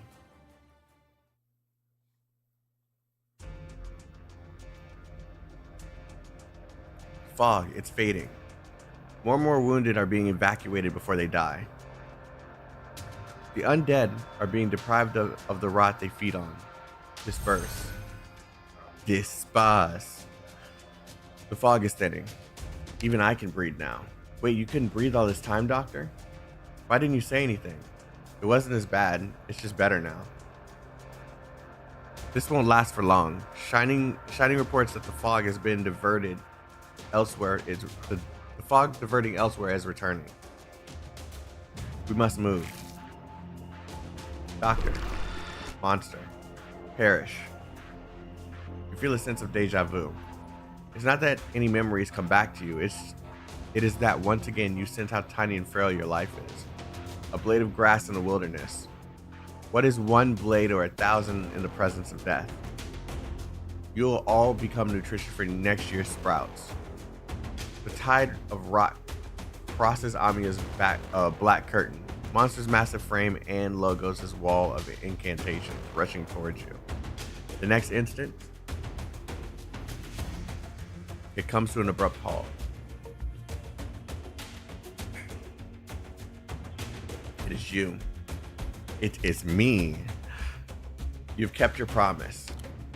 Monster, structural fortification, protect the doctor. There's no need, Dame. I shall not fight you here. Even though this is a battlefield, precisely because it is a battlefield, you do not belong on this battlefield of mine. Every second you spend here is an insult to it. War doesn't belong to anyone. It only destroys everyone. How arrogant. No matter. This war has truly nurtured me. The war that is nurtured I have nurtured is now over. Even if it is cycled back and forth for 1,000 years in the most uninteresting manner, even if the pain it gave rise to is becoming numbness, the war has achieved its goal. Now the Sarkas are masters of their own destiny. The Omninum is in Theris's hands. The Omninum is in the hands of all Sarkas, scattered across the land for thousands of years. From this war, they will come away with power, freedom, and a future. What is left for me is the purest afterglow of war, one that knows no purpose for war itself. If there's no purpose, then why do you? Outbled child, so eager to put a stop to everything you do not wish to see. If you see war as only evil, suffering as only a mistake, and sacrifice only a waste, then you can bring neither destruction nor rebirth. Should I take this as the god of war advising the king of Sarkas? Very good. Finally, you call yourself a king.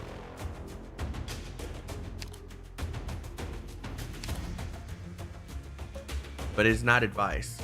My war may have won the Sarkas a future, but it is not my place to dictate what it is. My place is to fulfill the very nature of my being, to nurture new life. To me, decay and rebirth are one and the same. As for you, ageless dame, outblood king, and you, it's not my place to judge you. Go, the recess awaits. Behind the undead king, the ranks of Sarkis part silently. They reveal a black path between white shroud, white bones, and white palm. Doctor, we will truly bring an end to this calamity. We're with you, Doctor. This is the moment Rhodes Island is prepared for. There's no need to hesitate. And the undead king, my whistle shall disperse the fog. If we triumph, we will not celebrate victory alone. Through the fog, you can see the faint silhouette of a tank, the gushing steam of a steam knight. Exemplars and the Alliance soldiers fighting side by side. You hear the communications of Closure, Weasadel, and the others. All of them fighting for the same end. An end to this war. Let's go meet Theresis.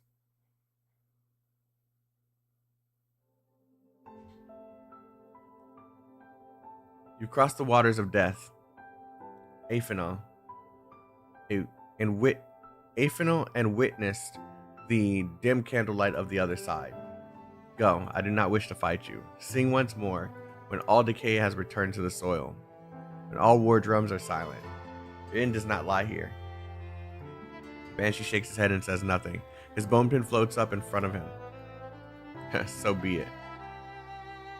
I do envy her. The undead king spreads his arms wide. The Banshee begins to move his bone pin. 1,000 branches rise from the undead, formed of flesh, blood, and bone. My 1,000 incantations are etched by the point of the Banshee's pin, in opposition to the decay. 1,000 branches spread out on the battlefield. Every undead corpse they touch, from the ethereal remains of the ancient Sudarium to the yet rotted flesh of the young undead warriors, blooms in flowers of decay. Once again, the undead rise from decay. Once again, the fearless charge forth in the incantations of the Banshee.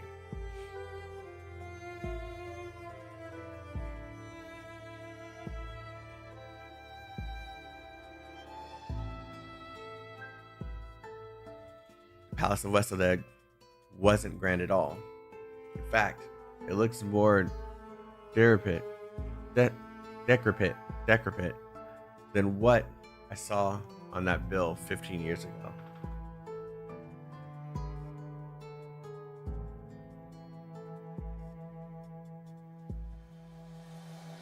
Elderly and firm.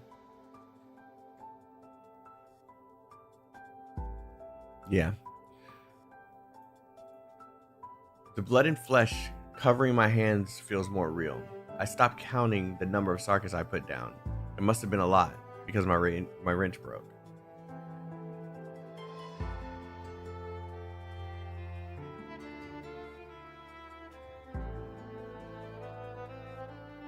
How the undead died in Venus event.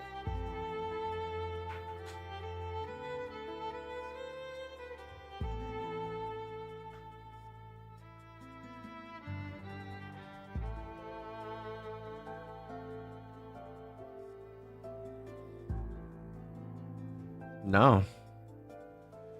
God dang, man. This is why I hate doing these during the day. Or during the morning.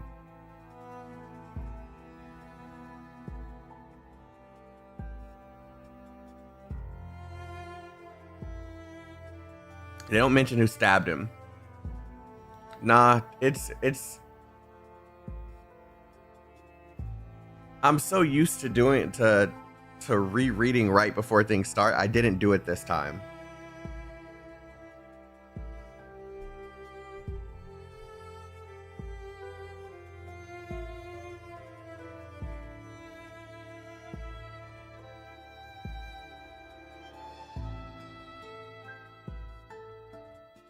I see him. That must be the undead king. Wait, this is as far as I could go. I can't charge and bear Barehanded. Take this sword. The size of kings. Okay, yeah. Wait.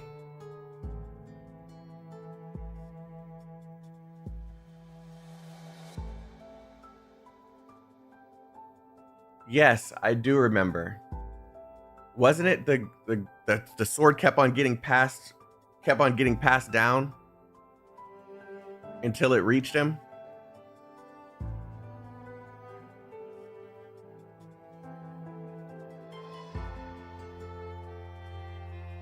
See, if I usually reread these before I come in here, or at least read a summary of it. But yeah, it's from the mini citizen. Yeah, I didn't get a chance to do it this time, right? But I remembered. My daughter liked to rub my arm when I was lying face down on the bed. She said it was fun because my muscles were so hard. I would pat her shoulder and tell her she could become just as strong enough to lift a whole pile of steel bars. Holding the sword in my hand, I stab at the mountain of branches under me and climb it. But how do I reach an enemy floating in midair? For Victoria. I see the Steam Knight charge towards death. I hear a sharp whistle in my ear. I feel the ground tremble from the guns of the tank. The elusive, terrifying white figure in the sky stops for an instant. Then the Steam Knight dives from the sky, sending the undead king crashing to the ground. He's so close.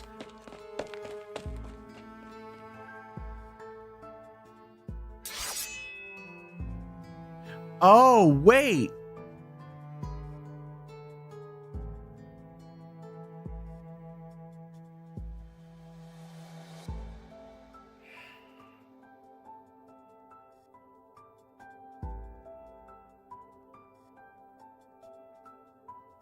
Was he the final person that it reached? The sword?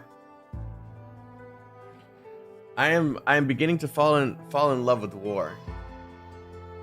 I leap from the mountain of branches and put the sword through the Okay, and I'm piecing it together. Cool. I can even feel my eyes burn at the heat gushing from the Steam Knight as it breathes. So it's a combination of the Steam Knight and the citizens and warriors.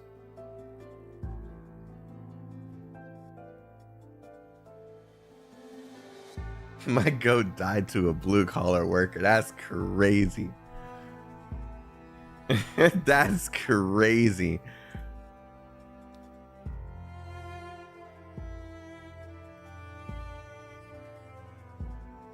Victorian, you have learned to draw life from war. Now you must learn to return it to war.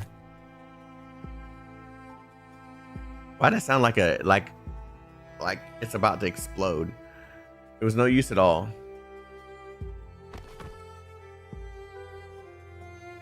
I am thrown a great distance. I can no longer feel my own body.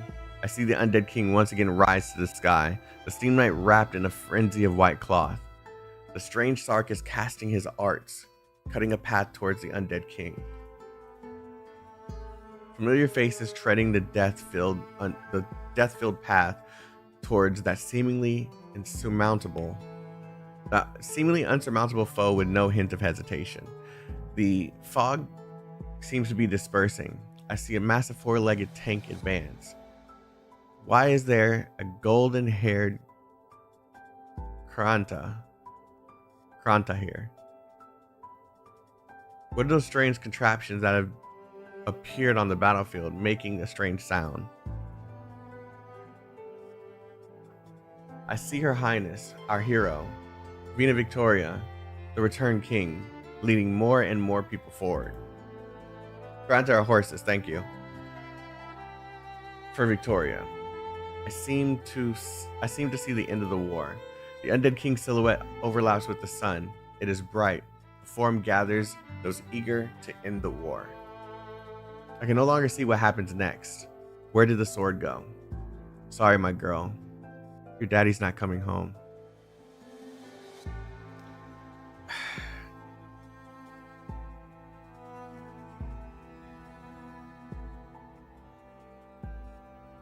So you've chosen to answer Thraces' call to arms, even though the war will destroy you. Has your crown shown you my end, your highness? No, we simply understand full well that the only end of war is destruction. What is there to fear in destruction? First undead learned our purpose when he rose from the ashes of war. I am the end of all things. The great border of war sits above our heads on the slopes of time. All we can do is push it with all our might. This time, however, Thraces has promised me to end the cycle. As had you. Do you remember? I do, at the founding of the military commission. But we have found another path. Then prove it to me, your highness. I will wait. Even if you do not find your end, however, I will carve out another path for the Sarkas. I can see your emotions. Even you are excited about this path. I've waited too long, since the war 200 years ago. Farewell, your highness. I will witness the conclusion of your dispute with the region. Babel will return. I have never doubted it, nor have I doubted your promise. Farewell.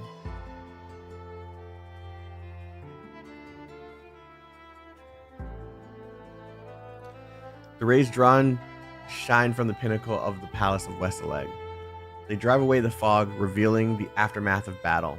The fog is gone, and so is the undead king. Did we win? He's dead, right?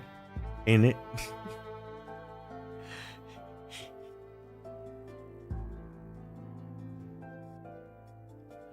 That was so... I still sense that suffocating presence. We need to get used to it. There's so much to be done. The daybreak was unfamiliar to those returning home.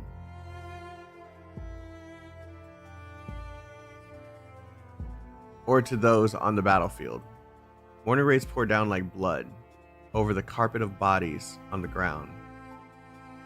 So this is what the sunrise always looked like in Londinium. No, never. The cold draws.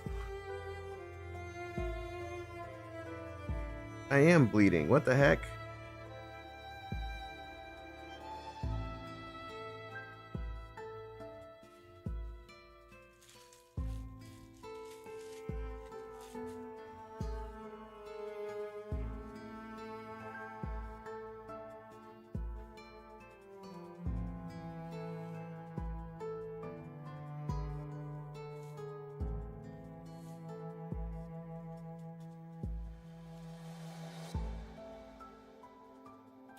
The cold dawn pours blood towards the skyline, towards the winding mountains in the distance, like an ocean of blood.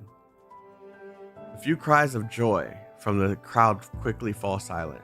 This is not how anyone imagined the glory of victory. It's over. But who could truly kill war?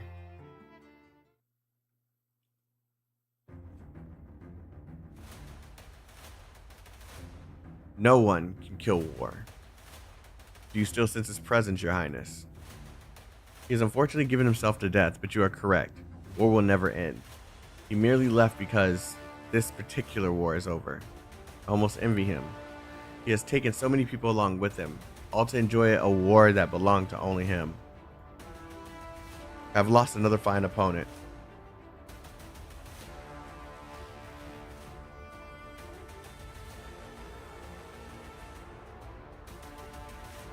Guess the old man really is dead. No time to mull over it. The Victorians could begin their purge at any moment. There's a lot on your mind. There's just something I'm not sure about. I have this feeling that when the next war to change the history of Tara comes... No, I'm probably overthinking it. That music was too epic for that one moment.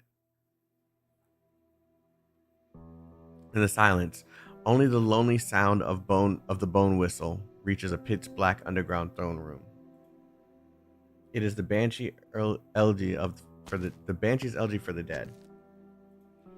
Is the region gone? Did you hear it? What is your true plan? There is no answer. The region of Kazdel, the one who began this war, is not here. He closes his eyes and seems to see a river of blood flowing towards the sky. Manfred cannot even tell what became of the Sarkis hero who left so many legends behind, but he sees an image in his mind's eye. When the fires of war once again ravage Kasdal, death shall emerge from the mountains on the skyline.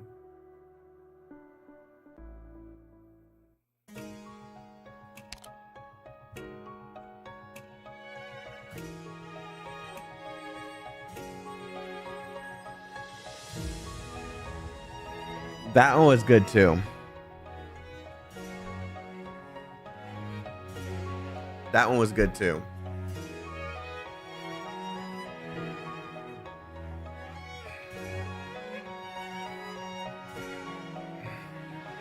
All right, chat. We reached the last one.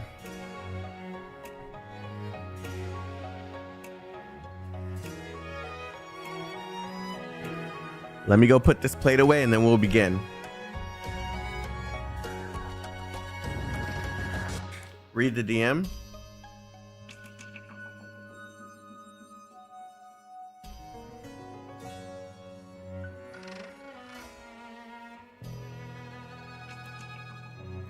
Okay, so Comey sent me this. I'm gonna read it out loud. This is kind of long overdue. I meant to explain this a bit ago, but for some extra context on the undead as a race, that was explained in the Kasdalian Rescue Nymph event. You can see they grow strong from rot and death, yeah, but they also grow weak without it. There was once a village of Not who wanted to live peacefully away from bloodshed and conflict, and ended up becoming so weak that one day a group of bandits arrived and slaughtered them all easily. That is one of the reasons why they worship war, because without death, they can't protect themselves.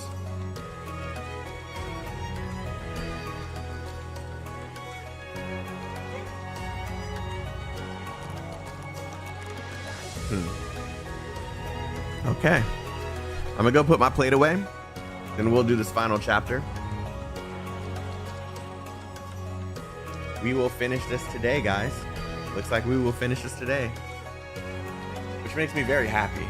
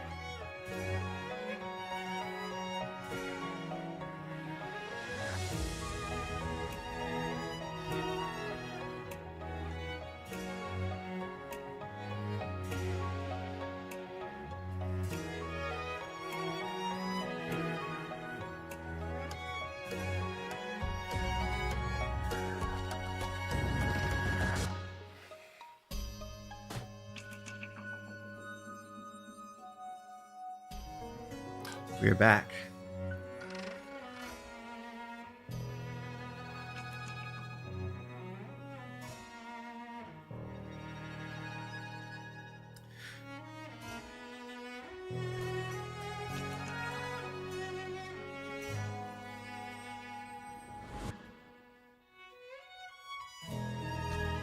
But see, told you the event was super short. Yeah, you're right. You're right.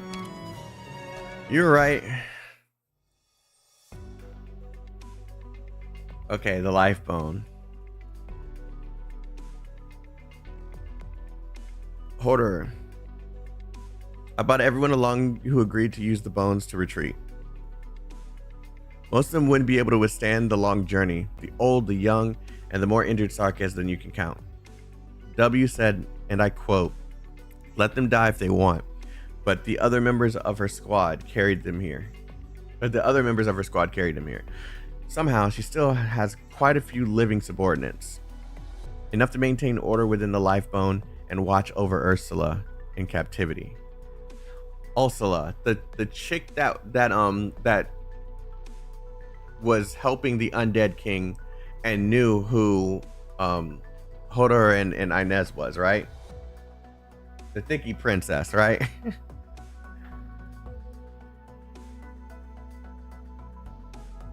Okay, yeah. The one who controlled the whale. Yeah. Okay.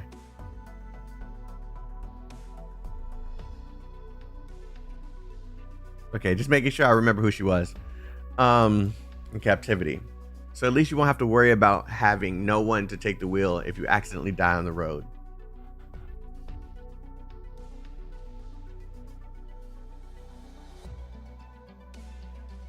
Who is also an alcoholic. So at least you won't have to worry about having no one to take the wheel if you accidentally die on the road. Got it. What are you waiting for?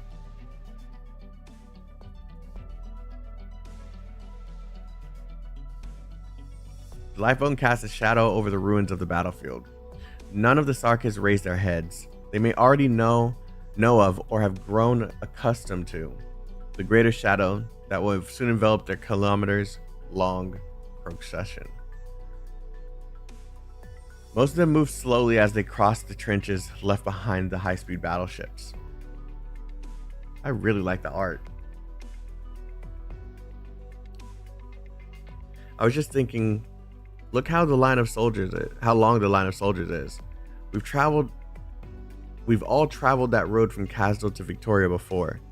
We all know how long it is. But if the Victorians break their word and open fire on the retreating Sarkis forces, there'll be nothing you can do about it. Yes, that's how it's always been. Maybe not immediately, but after the signal we send to all of Terra, every nation will be forced to respond. Are you sure that'll work? Such a blatant retreat back to Casdal will probably cause many countries to panic. There really is no better way. Our squad must continue to present the strongest possible front to all factions. The moment we lose strength to wield our weapons, we'll be devoured without a trace. The same goes for a new king of Sarkas. We must seize the initiative here. The airship in the distance is fairly visible through the bones, and the ship's cannons remain locked in targeting mode. A massive catastrophe cloud still hovers around the ship, following the Sarkis forces as they retreat. There's something else that's got me very worried. Are you sure it's a good idea to have W guard Manfred? She's the best for the job.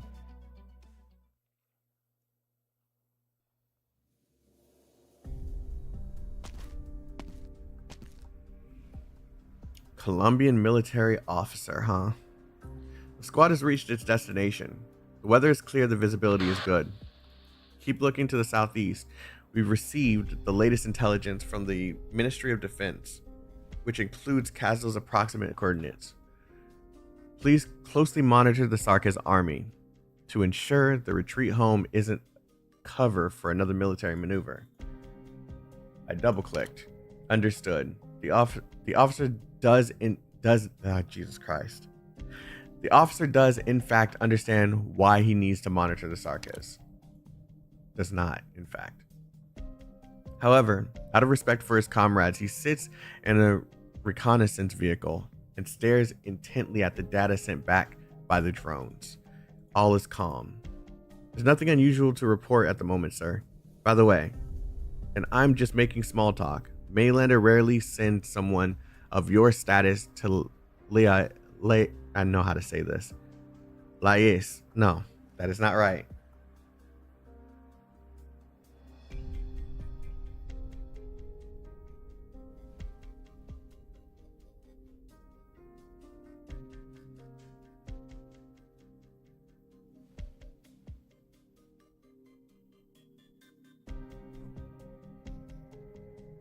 Wow, I didn't even do it.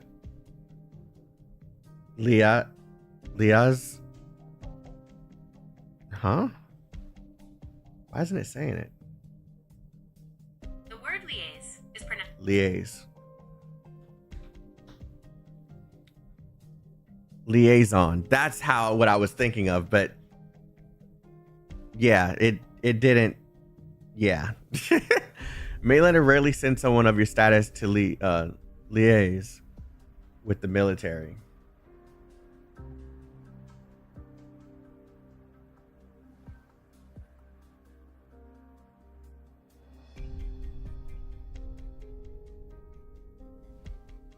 Why is it still blinking? Stop listening to me. There we go. With the military. The Victorians think they've done a fine job covering up the disaster in Londinium. Mainlander needs to investigate the situation before we have to talk with them. Understood. Lieutenant? Lieutenant. You are to report any new developments immediately. Of course, sir.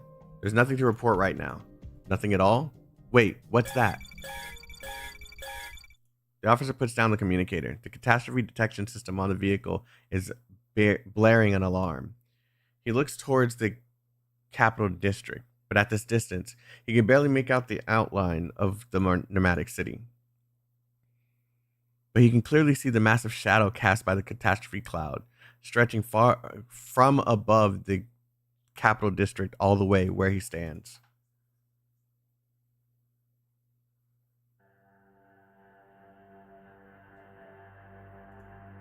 Yes, he knows you are familiar with the people of Saracusa, so he hopes you'll have a chance to display your talents at this time.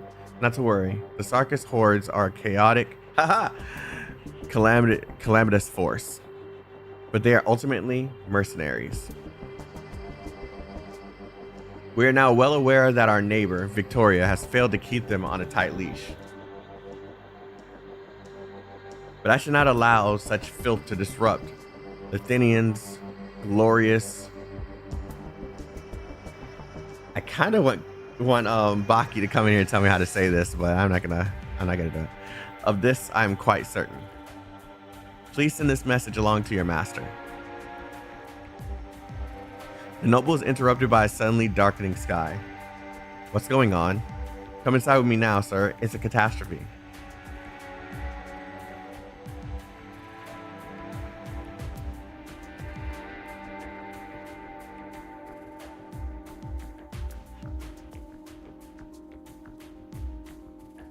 I'm in mod voice, Baki. Just come in and tell me how you say it. Test. Yeah. So how do you say this? Well, this is pronounced Güldenen Gesetz. Güldenen Gesetz. Güldenen Gesetz. It's kind of an issue of Japanese people using foreign languages without properly translating. The proper version would be Güldenen Gesetz. It is golden law. Güldenen Gesetz. Golden lore. Yeah. That's basically, yeah. You'll learn about this in the Zwillingsturm event. Oh, But so yeah. this isn't even the right word, is basically what you're saying. Yeah, it's kind of like a little mistranslation from the context. If you know what it is about and what it's used for in the law, then it should be Güldenen Gesetz because it has something to do with law and order and stuff. But Güldenen Gesetz is kind of like a little mishap that happens sometimes in that event. As a German, but whatever. Okay. Well, I appreciate you coming in and telling me how to say it, because I don't know how to say none of these words. If I had you like on a button to quickly translate for us, I would do it every single time, but that'd be tedious. Yeah, I mean, I'm just lurking and playing some Genshin on this side, so I don't mind jumping in and translating a word or two. Okay. Thank you, buddy. Enjoy your Genshin. Yep. Okay. Bye.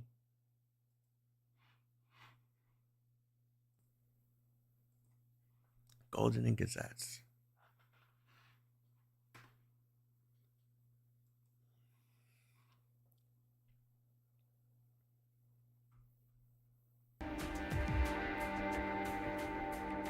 Golden Gazettes. Okay. Gundam. What? Who said gun? What?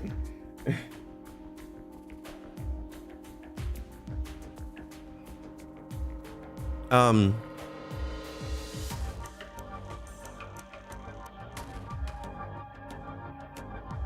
Oh.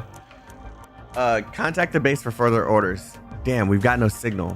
What the hell is going on? Push the fleet forward, full throttle. Wait. Yep, we've seen this before. The data from the catastrophe detection system sends a chill down his spine. The cloud has stopped expanding. It's just suddenly as it appeared a few minutes ago. The strong wind blows iridium dust into the sky, but it doesn't fall back down. The cloud starts to dissipate as the sunlight peeks through. Can you hear me, Lieutenant? Yes, sir. The catastrophe cloud appeared out of nowhere. There were no signs at all before it happened. Of course. This was meant as a display, a show of force to intimidate us. You think the Sarkis troops did this? Maylander no longer requires your help with our investigation. Please withdraw at once. Of course, do not disclose any information about our cooperation. Yes, sir. May Terra bless us.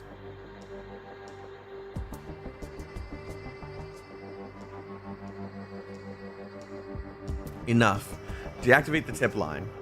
We have more than enough eyewitnesses accounts for the catastrophe cloud. Everyone saw what happened.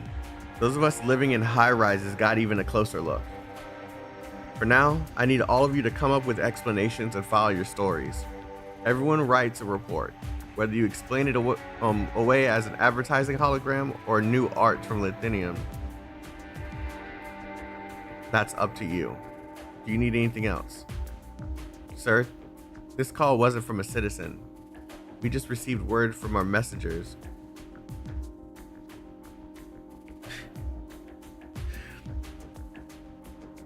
Zwilling, Laterano, Montelupe,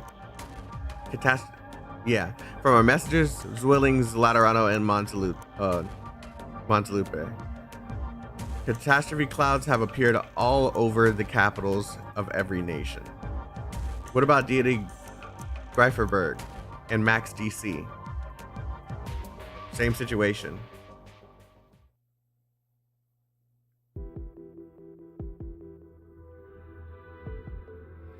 That little Omninam thingamajig is pretty handy. It can send a catastrophe to someone's doorstep before you can blink. No wonder Doctor and the Hag were so nervous when we came to take it away. And the little bunny insisted on tagging along to keep an eye on me. What if we just, destroyed every capital of the core all at once? While it may indeed be able to rain down disaster on those nations, it doesn't mean it can destroy them. I have no doubt that doing so would bring nothing but retaliation against Castle. Our history has repeatedly proven this, even from the earliest records. It would be unwise, Wiesadel. In fact, we must use Omninam sparingly. The strain it places on the mind and body is even greater than I imagined. You just experienced that pain firsthand. You don't get to tell me that, Manfred. Oh god, Omninam's potential extends far beyond intimidation, assuming we figure out the proper use for it. What is she doing?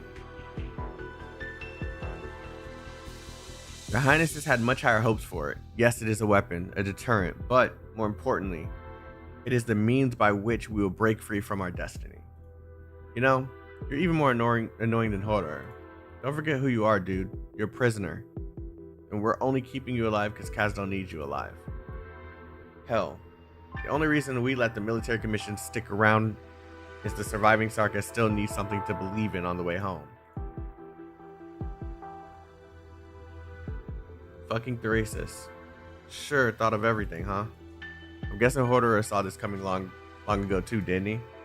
This was always the Regent's overt strategy to reunite a people brought together once more by hatred around Castle.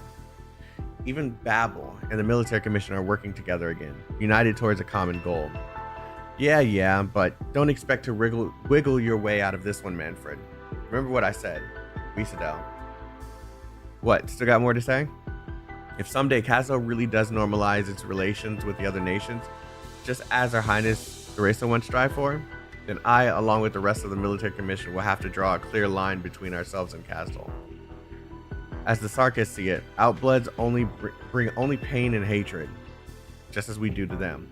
Sooner or later, they will claim that we haven't paid for the crimes we have committed.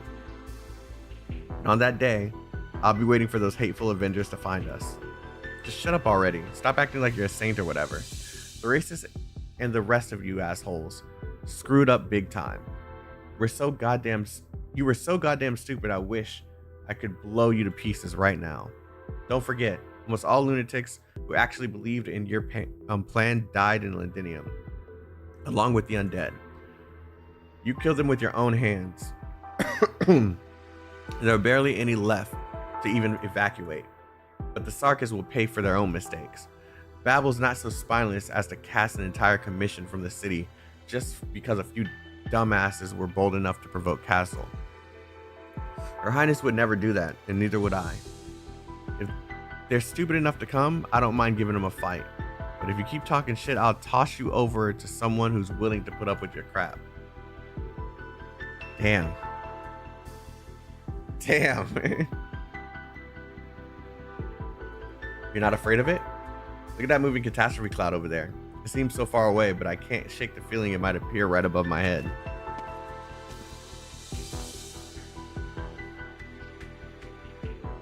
Of course I'm afraid. Who isn't afraid of catastrophes? But there's a trick I picked up in Sami. Whenever I'm scared, I just put a hat over my head, crouch down, and think of something happy. The things you're afraid of will disappear before you even know it. After all, I'm just minding my own business. They wouldn't give me a hard time for no reason, would they? Just last week you said you lost count on how many times you've been captured and interrogated by one of the famigili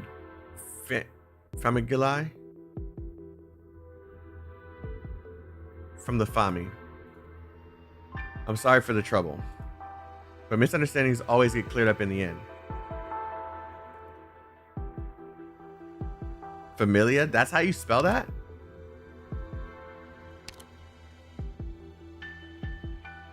I mean, you guys did let me go, didn't you?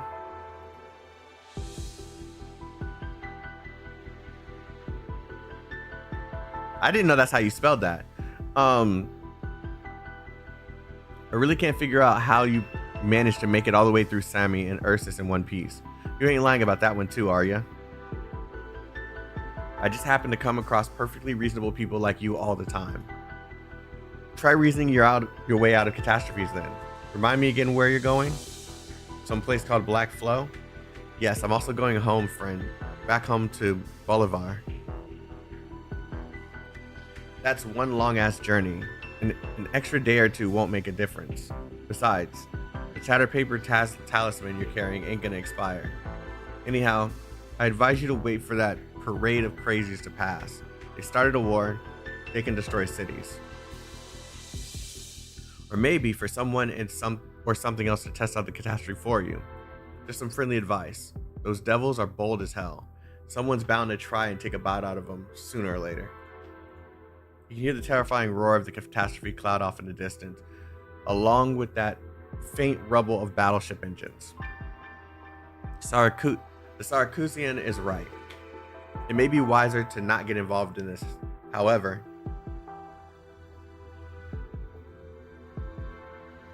Pari, you ain't actually fascinated by that cloud, are you?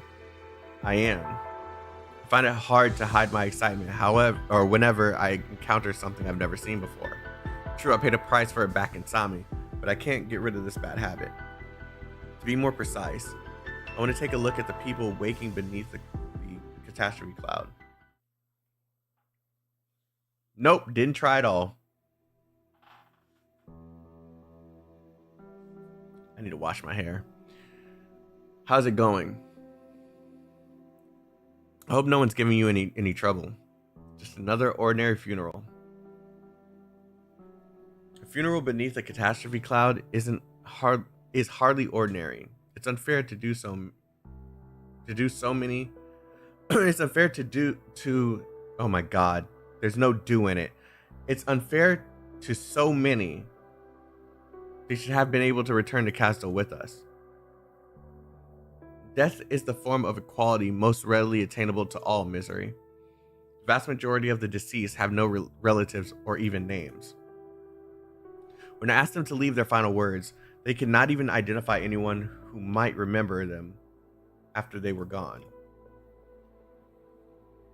I shrouded the burial site in mist to keep beasts away. Unfortunately, most of the dead were still unable to return to the furnace at home as they wished.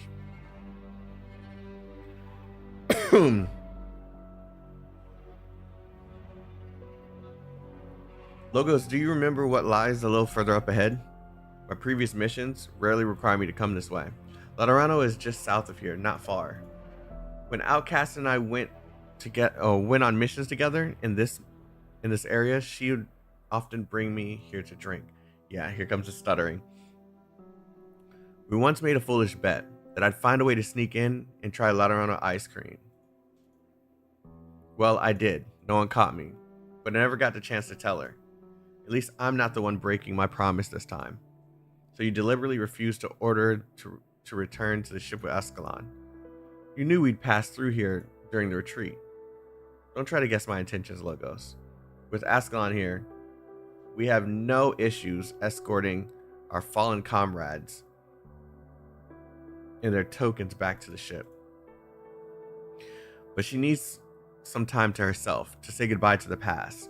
I tried speaking to her about the retreat, but she remained silent. Perhaps she won't have anything to say once that happens next either. She witnessed the end of an era, Logos. It couldn't have been easy for her, and I fear we'll have one less participant in our future meetings. Misery lets out another sigh. No one can say for sure what will happen next. Just like the catastrophe cloud right above our heads, I may not like this plan, but I must admit, it's the best deterrent we have against those who wish to seize a chance to declare war on the Sarkis. Without a strong measure like that to avoid war, there would only be more unnecessary sacrifices on the road back to Castle. Violence is a means, never an end. There's nothing wrong with that. Maybe I'm just a pessimist. But I still think the rain will come down sooner or later.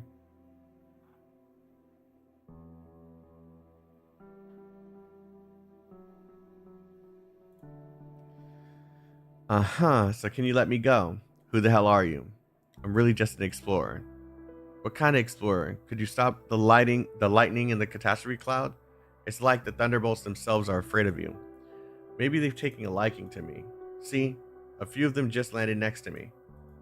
You do realize that just makes you even more suspicious, right? Personally, I think the catastrophe is sending a clear message. Don't come near us, don't try and test us. Now, let's not be hasty. I just wanted to study the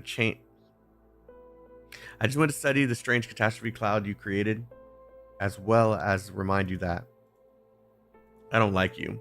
You tell too many lies. Sarkis mercenary sizes up the man standing before him and hesitates about whether to make a move. This guy's the one you were talking about? He looks pretty normal to me. You sure you got this right, old geezer? He's giving off a particular scent, one that I loathe. Small Ducroix. Enemies from outside. No, it's not coming from him, it's what he brought with him. Strange. Seems to be a piece of paper. You really are confused, you old coot. So does this mean we don't need to worry about him anymore? Hey, why aren't you saying anything? Boss, I told you call me chairman from now on. What a pain in the ass. Why did Hodor have to make up all these stupid stories? Only Her Highness should be called chairman. Anyway, your squad's out here to scout. So just keep scouting. Leave this guy to me. Got it.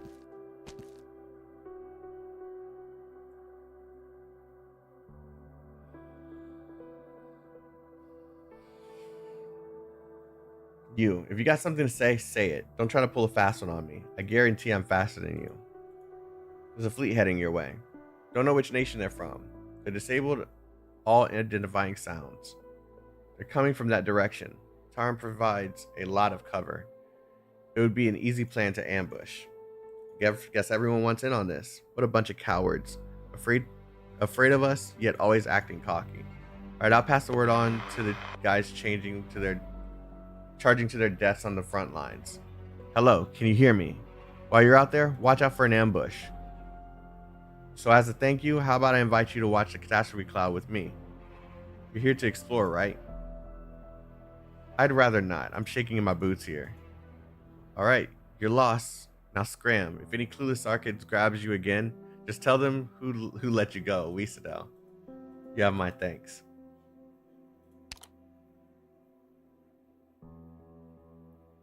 That sure was a close call. If you hadn't rescued me, this journey would have been my last. Drop the act around me. You know I got caught on purpose. It's so weird. Why do I keep running into people who have nothing to do with the Sarkas, but want to help anyway? The liberalized eyes the seemingly relaxed Sarkas before him, quickly realizing she's likely the leader of the group, and that her attention has long since shifted away from him. She is focused on the distant horizon. She is heeding his warning. The wind brings with it the sound of land, or maybe rumbling of ships and engines. Conflicts, wars, the explorer has already seen too much along the way.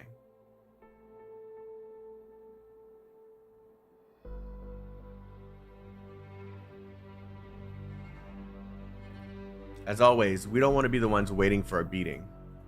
All the arts creations we sent out have been destroyed. They know we're getting closer, but I never planned on hiding anyway. Some unlucky souls have been sent to their deaths so that others could board the ship in flight. Will it be your squad or mine? Follow the orders of Babel and the military commission. This isn't for you to decide on your own. Kill every hostile you encounter. Anyone in the squad who spares an enemy or takes a soul from their comrades, kill them too. Prepare the explosives, set up the altars along the route. Normally the altars, arts, can't penetrate the armor of high-speed battleships, but this time, we have a catastrophe cloud on our side. They're here. I knew going home wouldn't be that easy.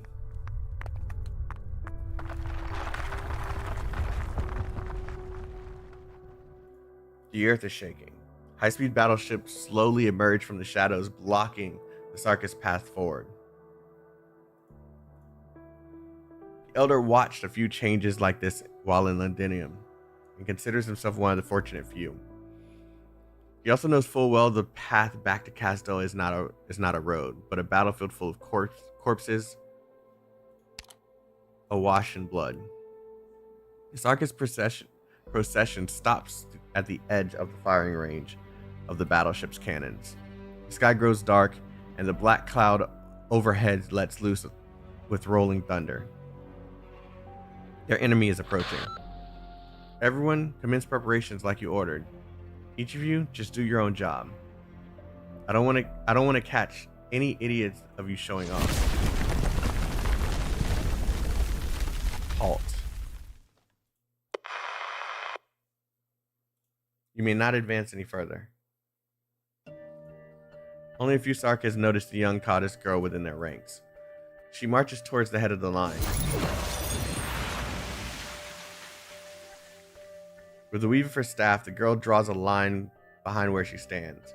The black line spreads across the earth. The black wall rises up where the line once was. An impregnable wall woven of black slope thread. Jesus Christ, words. An impregnable wall woven of black threads separates the two opposing forces. The Sarkas can no longer see the goddess girl on the other side of the wall.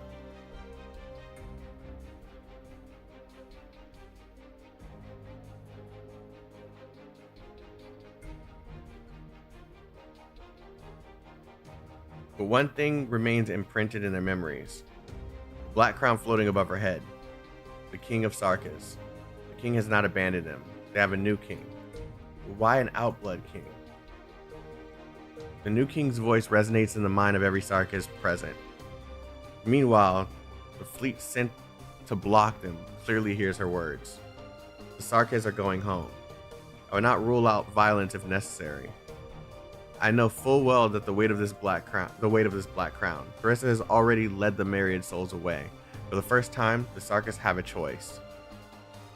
I will not let her efforts be in vain. Nor do I want the Sarkis or any of you to start another war. The cycle of hatred and revenge must end. This is the first time Amiya has openly revealed her identity since Theresa taught her all there was to know about the Black Crown inside the assimilated universe. Now she can hear noisy cries from amidst the Sarkis. Impossible. It can't be. An outbled stole the Sarkis crown? How? Why? Is she our king? Do we have to make tribute? What does she want from us? Let's go. It's on to the next battlefield. Terror, suspicion, reverence, ecstasy. A wave of emotion floods Amiya's mind. In the past, she's made several attempts to explore the information stored within the Black Crown, but she's never gone this far. The tide of information nearly overwhelms her. For millennia, the Sarkis have desperately sought their king, chasing an elusive vision. She tries her best to steady her thoughts and maintain the unshakable black wall. I am no ruler, nor am I the king of Sarkis. If the Sarkis hate me for this, I will accept that. I will show them the way forward, the path to end their suffering. Both sides should stand down. There won't be any more war. The Black Wall still stands just as the catastrophe swirls above the wilderness. After a stalemate, the first battleship in the fleet begins to change direction. Great, finally. The wave of thoughts suddenly fade away. She hears an unusually clear voice. Who are you?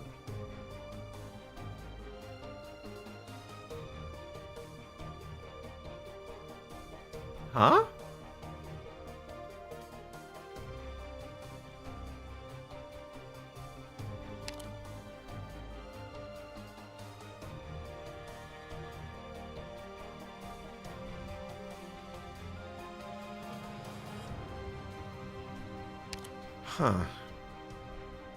Remain silent, as His Holiness commanded.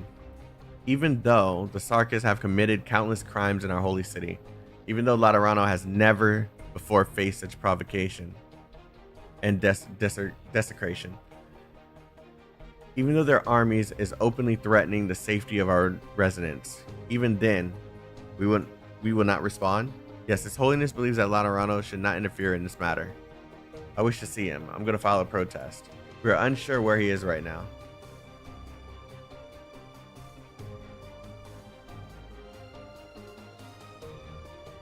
And it all goes back to this, huh? The sudden disturbance of the halo and the flood of information. For whatever reason, it suddenly became aware of something. A conversation. It is having a conversation with something similar to itself. Since it decided to make its choice, I'm afraid I must follow suit. The new revelation it has is showing Laterano can no longer bear on its own. Let me think. Let's start with the first question. Who are you? I have to admit, Your Holiness, that this is a long road. Even without the whispers of the myriad souls trapped in the Originum for millennia, it would still take a long time for the Sarkis and this land to let go of their hatred. Well then, Amiya, my child, what if we do not have that much time?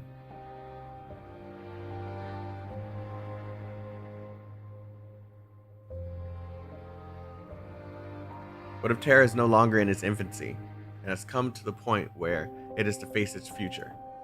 Carissa warned me this might happen.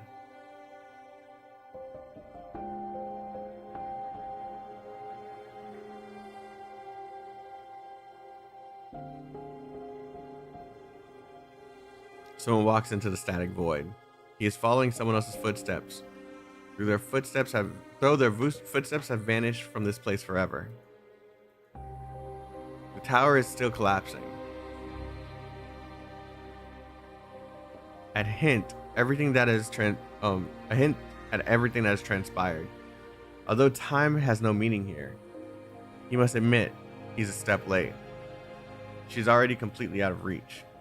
Now all he can see is the golden ocean and the lonely diamond in the sky. Amiya, not even I, the Pope, even when or where the disaster will occur. But I am certain that it will be a crisis that we've never faced before.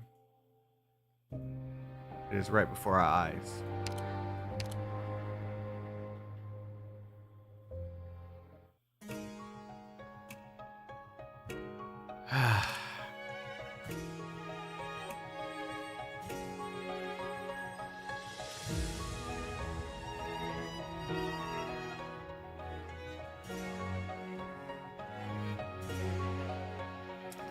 There's so much, man.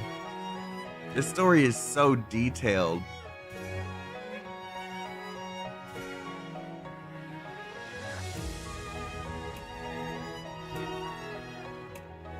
Yeah, that was a lot. It's a lot to process too.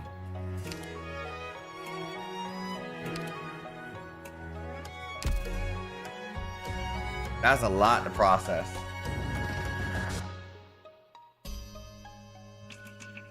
Can you see how important Laterano is becoming? Oh, here we go. We done got her gassed up. Yes, Comey, I see it. Am I ready for chapter 15? I still got 2 more freaking chapters to do and then Ablana. Like, I might have to start the next one right away too.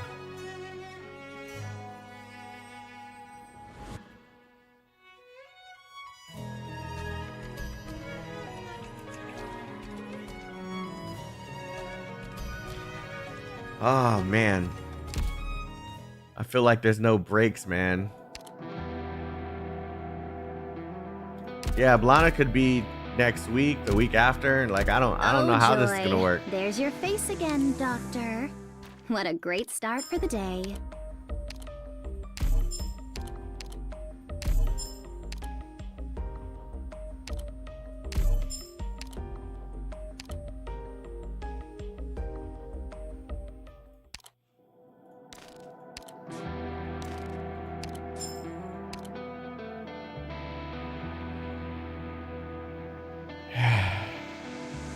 Will you watch what I sent you in Discord? I had already seen it before you sent it. I was already on Billy Billy when you sent it. The song for CC. I could play it on stream. Hold on.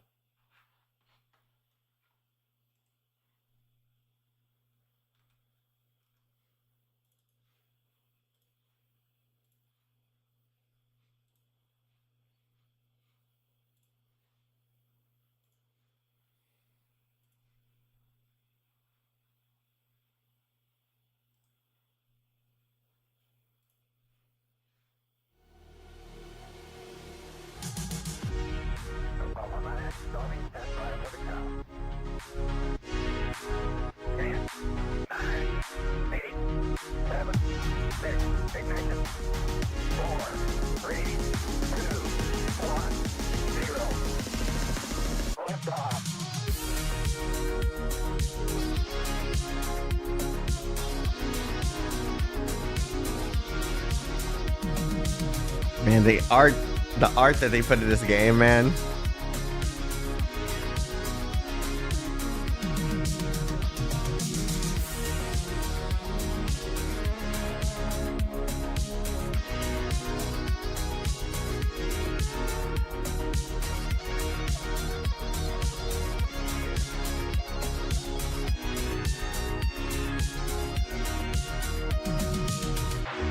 There's no turning back. Tonight we will rise. The fire that's within, it never dies. A change New of skin. the tides. You can't run, you can't hide. There's no turning back. So hold on. We're lighting up the sky.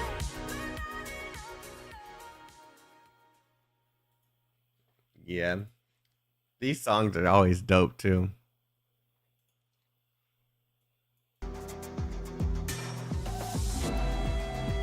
All right, chat. There we have it. We have completed the event.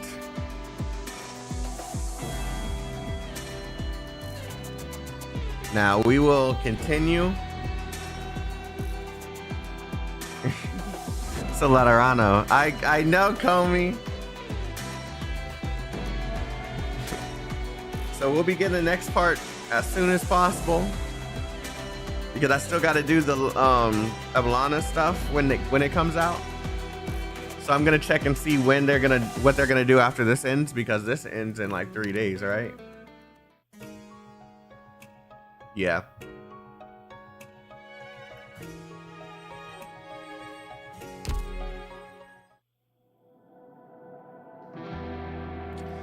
All right. It's time for me to actually start my day. Take a shower, wash my hair, all that stuff. I'll see you guys soon. CC is on the 14th and then Ablana after. Great. There's a little bit of room, a little bit of wiggle room. On the 14th? Damn it, man. I can already tell you what's gonna be on that day.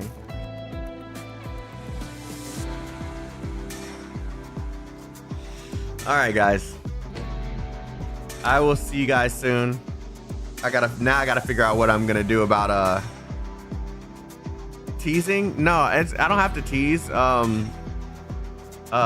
Azure Promilia beta is next week.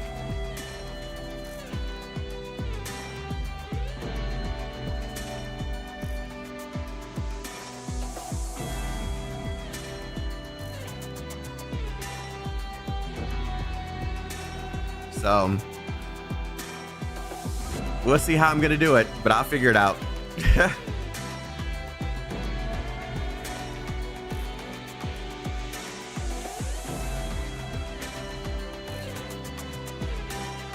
Check what?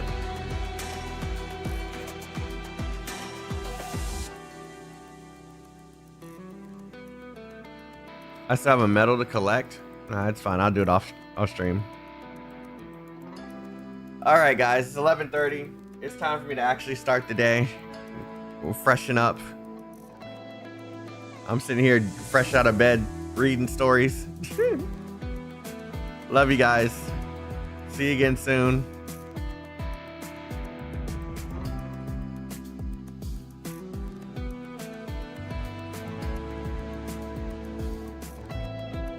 Darkness.